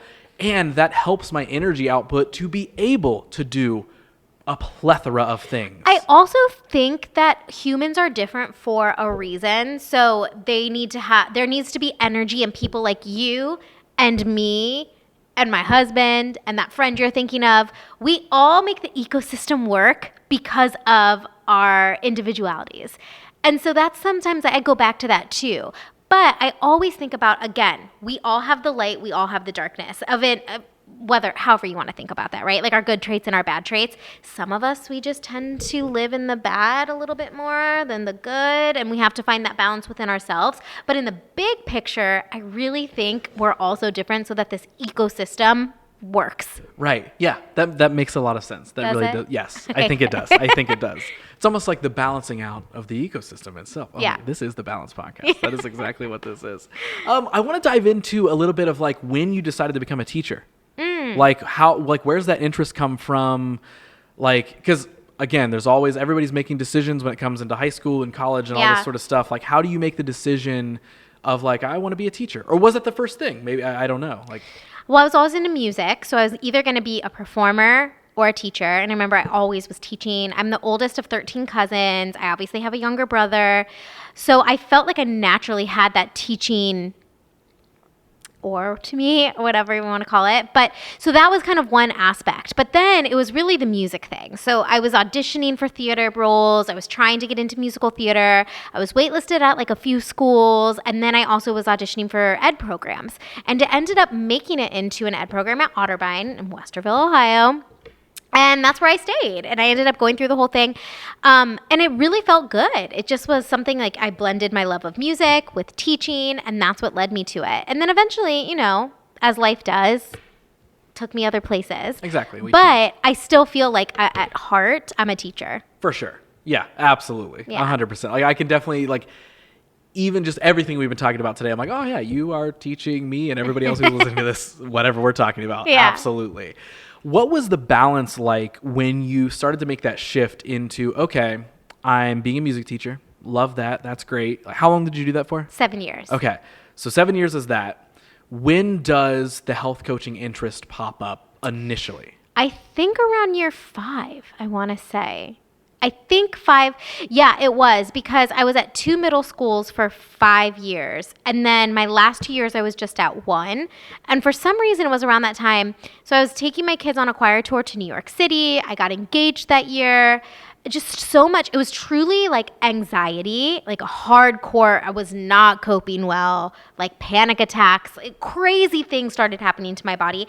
That's when I got into health coaching. And then I started to do that on the side. Once I started to kind of work on my own stuff, I started coaching on the side while I was teaching. Now, even making that decision, like, and I'm sure once you started getting into the health realm to learn for yourself, I'm sure that made you feel better, which then allows you to have more freedom of like, hey, you know what? Maybe I'll bring on this health coaching thing in my life, right? I learned from it. Now can I teach somebody else? So I understand that can help unlock some doors. But in that process, like how are you even, and this is the only way I know how to word it, how are you allowing yourself to say, you know what? I'm a teacher, but I'm also going to be focused on myself and bettering myself, which is normal. But also I want to venture into this health coaching thing. And I ask that from the perspective of, I don't think a lot of people allow themselves, again, the black and white thing. I don't think a lot of people allow themselves to venture out into multiple things or let themselves make a major change in life. So I don't know if a lot of people would so naturally be like, I'm doing this thing, but I'm really interested in this, and I'm just going to start really leaning into it and balance them at the same time. I used to say this all the time, and it sounds so dumb, but I feel like I really do just follow the things that light me up. So teaching, I loved it. I loved my kids. I was really great at it. I had some really awesome choir programs and classes. But then like this little thing lights me up, so I just gotta follow it. Or, I started doing yoga around that time. I love yoga. That lights, so I'm gonna follow it. And then I don't know what it was about, like now I want to teach it. Again, maybe that's just because that's who I am, and I like to get certified and I like to learn. And I guess I also have to give my husband credit because he still has his own business, but his business was developing at that time. And so I saw him having all this freedom. It's like a lot of work, but freedom and being able to travel and do things. And I was like, wait, maybe I can do that too. And I started following people and listening to, that was my big podcast phase where I started listening to podcasts and really getting this growth mindset thing going on. I was like, I'm going to do this, and I was getting amped up. And finally I was like, I'm not feeling in alignment with teaching anymore. This feels better. And I remember my dad was like, that's the worst decision you're ever going to make. Both my parents were born in Italy, so they're very old school Italian. Pull yourself up by your bootstraps, money, money, money. And he was like, you're going to lose your steady job and your benefits and this and that. And my husband was like, we can figure it out. Because he has the business mindset too. So I was like, okay. And I just dove into it. I just went head first. Now, I wasn't a mom at that time. I, was living downtown Columbus with my husband in our 1-bedroom apartment. I didn't have a lot of the responsibilities that come along with maybe people that were in more serious family relationships where they couldn't quit their job on a whim, so to speak. Mm-hmm. But I really think it comes back to following what lights you up. And also you're not stuck in doing one thing forever if you don't want to. There are solutions. So when it came to that decision-making process, were you already pretty sure of that decision? When you're officially saying all right, I am done with this teaching thing, I'm moving into the health coaching world. Had you sort of already done the work on yourself at that point where it was kind of easy to walk away from? Or was there still a battle? I'd been doing the work. Yeah. I'd been doing the work, and I'd been getting really into just discovering myself and spirituality and all that kind of stuff. So I was feeling this sense of confidence within myself. I can do this, but I had to work on it. I remember I would walk to the principal's office and walk back. I'm going to tell him I'm going to quit today. And I'd walk back. I'm going to tell him I'm going to quit today. And I'll walk back. And eventually I was just do it, and I went in and I did it. And it was a huge sense of relief. But, I had things lined up too. It was I worked at a yoga studio for a little bit, and I was teaching private lessons on the side. So I had my foundations.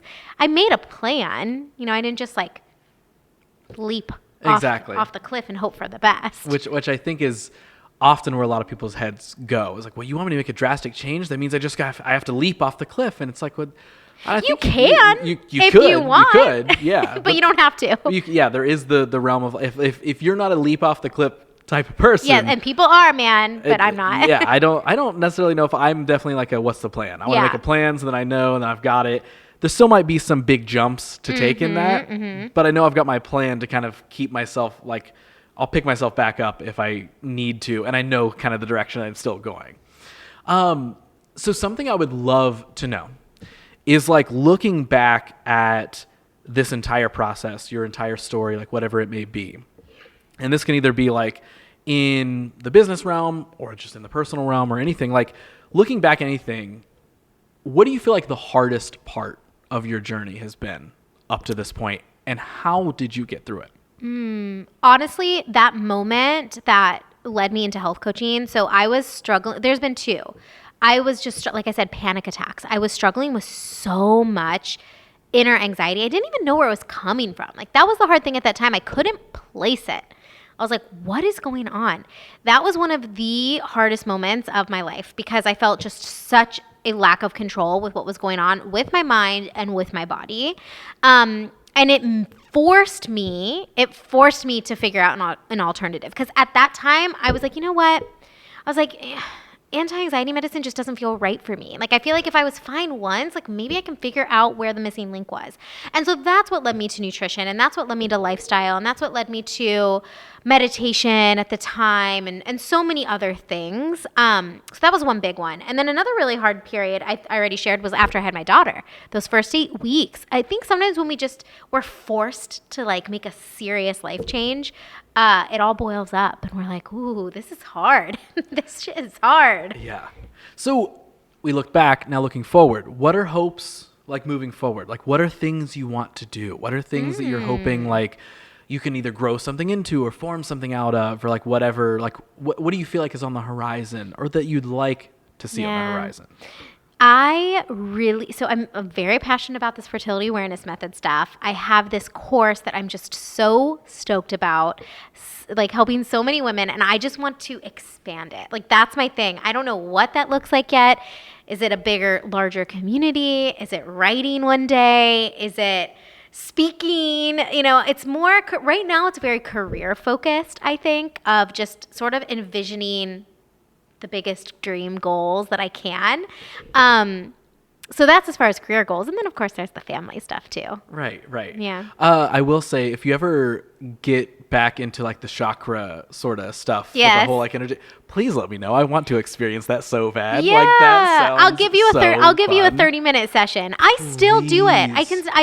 I used to have an office down the street from here where I would take private clients and do Reiki on them. Yeah. Now I do it with my own hormone coaching private clients. If they ask, it's more like, if somebody asks, we'll totally do it. Right. Yeah. So one day I'll give you a mini session. It sounds so interesting. It's super cool. And like, I feel like a lot of those, like, I don't know, just sort of like energy sort of things I've just never experienced any of. Oh, like, I know there's like sound baths and there's all these sort of just like different things that are like different forms of either relaxation. You've never experienced a sound bath? You seem like somebody that would.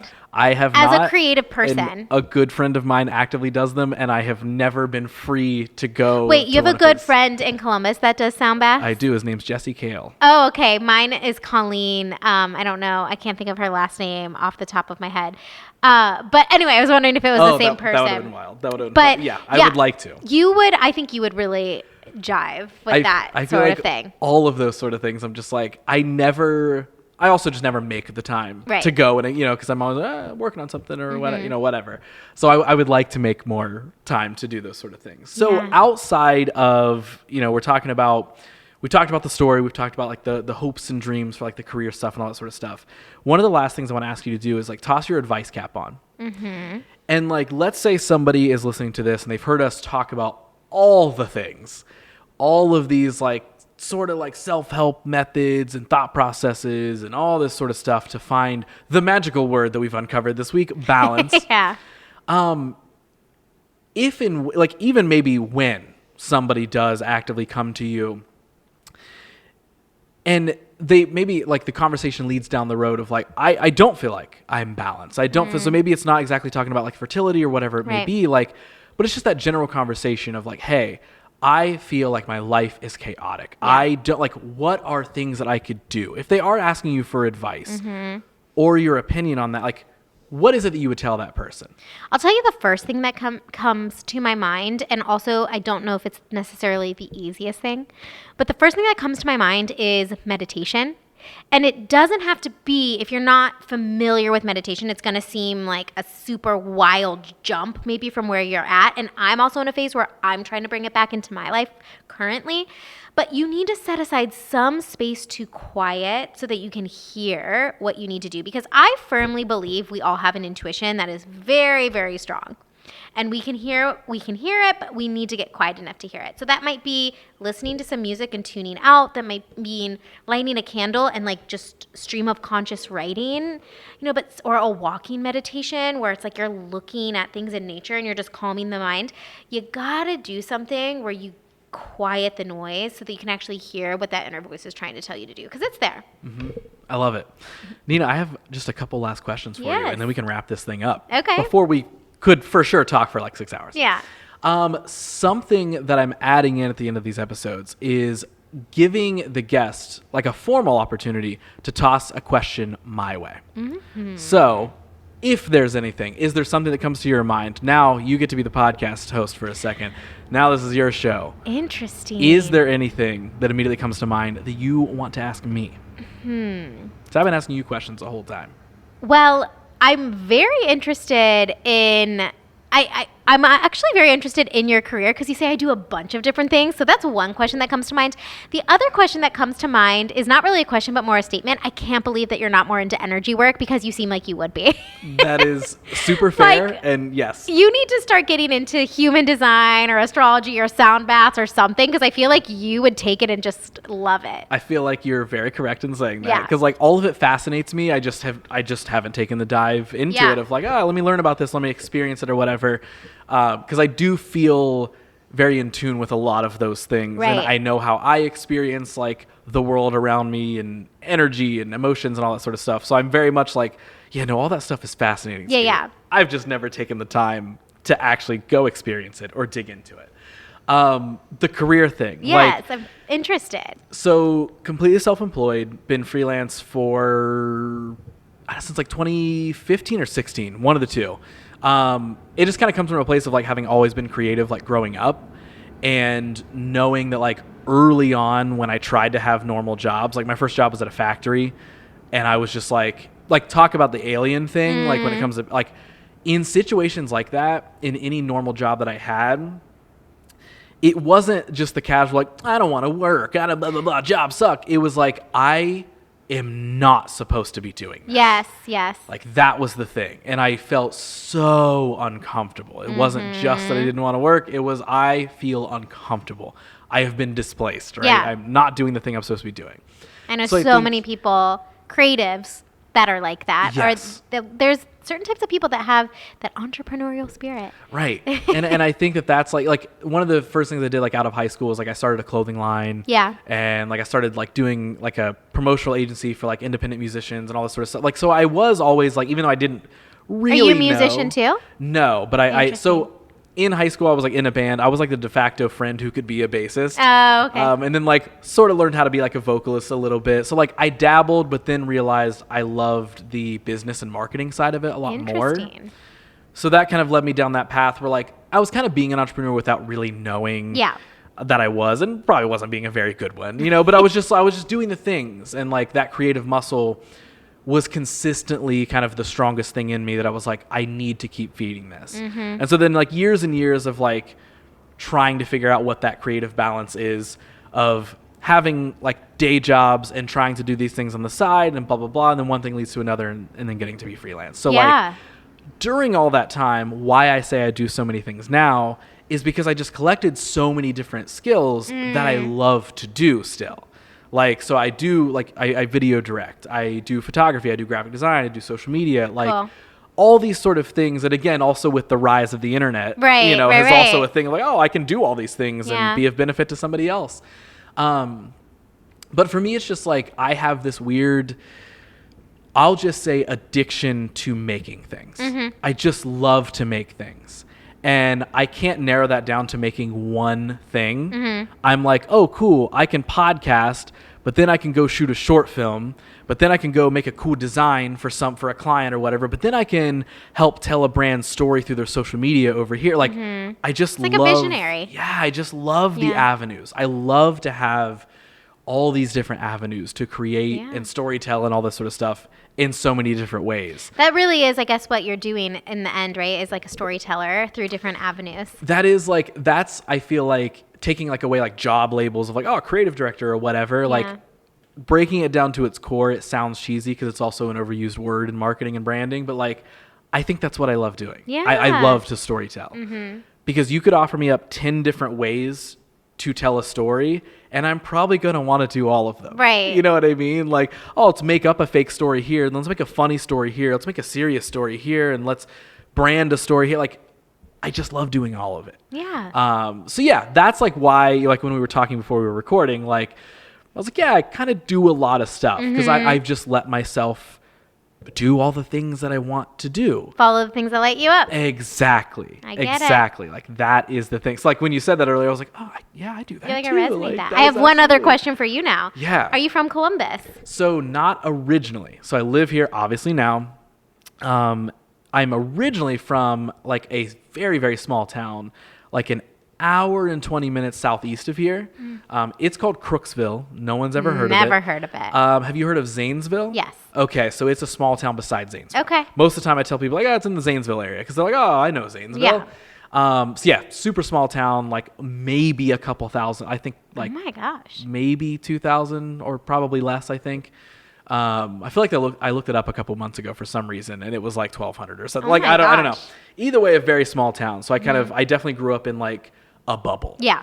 And like, I'm not saying it was bad, but I didn't understand a lot of the world. Yeah. And then luckily had some sort of a guiding force that was like, no, yeah, you don't know if you belong here and you want to learn and experience other things. So go. And then, so yeah, probably around, I think it was 2014, I moved to Columbus. Okay, cool. And because by that time I was doing some of the creative stuff, and I was like, I'm doing a lot more up there than I am, down here in like Zanesville or whatever. Yeah.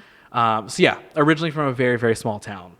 That Cool. I'm not that person who hates their small town. I actually wish it would fix itself. I think there's like a lot of I'm the visionary part. Yes, I'm the like, visionary. oh, there's so many things you could do to make yourself a nice, quaint little small town. That is almost like, I feel like that's on like a bucket list item of mine. Is like, Yeah, down the line you'll do it. Yeah, to find like enough resources or power or whatever it may be to be able to maybe like do something cool for that town specifically and like reinvigorate it a little bit. I love that. That would be fun. That would be cool. I have one final question for you. Okay. And then we're going to wrap this up and call it a podcast. I'm ready. And that is it. So I end all of these episodes with the exact same question. So I'm going to toss it to you. So right now, I want you to pretend like everyone in the world can hear you talk. Everyone. Throw logic out the window. They understand you. They can hear you. Okay, I'm getting anxiety. So you have... Now that I'm like actually thinking about, oh my God, what am I going to say to everybody in the world? Yes, everyone's listening to you right now. Okay. But that means you have a live mic attached to everyone everywhere, and you get to share something with them. So in that moment, what is it that you're telling everybody, and what would you want everyone to hear? Can I think about it for a second? You absolutely can. Okay. Gosh, so many things are coming to mind. I feel like if I could just pick one thing, it would actually be something I already said in this podcast episode, where we all have a very, very strong intuition, and we can be distracted by the many, many things that we've shared in this podcast, in the world, and technology, and social media, and families, and friends, and other people's opinions. But in the end, you truly do know what's best for you. And so if everybody in the world could just get quiet enough and just release all the noise and just take a moment, because I think our soul is like a really smart, good thing. If we all just listen to that a little bit more, I think we'd have a much happier world and a place to live. I love it. I love it. This is when everyone around the world applauses like the end of the movie. Like, yeah. Is there anything that you feel like we didn't talk about or didn't cover that you're like, dude, we didn't even tap into this thing, not once? No, and this has been super great. I mean, usually when I'm talking on a podcast, I'm just talking about women's fertility and menstrual cycles. And this just opened it up. It was a really fun platform to talk beyond just my work experience. Yeah. So I loved it. I think we touched on everything that needed to be touched on. Thank you so much. Perfect. I cannot thank you enough for being down to do this. Yeah. This was an absolute blast. Again, we met for the very first time, and that was a super fun conversation. So I'm glad we got to talk about all of those things. Now, a lot of the stuff that we talked about was obviously social media, the good and the bad, but it's not a podcast if we're not telling people where maybe they can use the benefit of social media, and that is connecting with somebody. Yeah. If you want anyone to come and connect with you around the internet, all this, the demon of social media, if they do want to come talk to you or check out anything that you're doing, anything that we've talked about, where can they find you? I'm on Instagram at nourishedwithnina, my website, nourishedwithnina.com. And then if you're into the fertility awareness thing and you want to learn a little bit more about it, I do have a free class. So it's just nourishedwithnina.com/fam training. Nina, I cannot thank you enough for being down to come out and do this. Thank you so much. This has been a blast. This was an absolute blast of a podcast. This was so fun.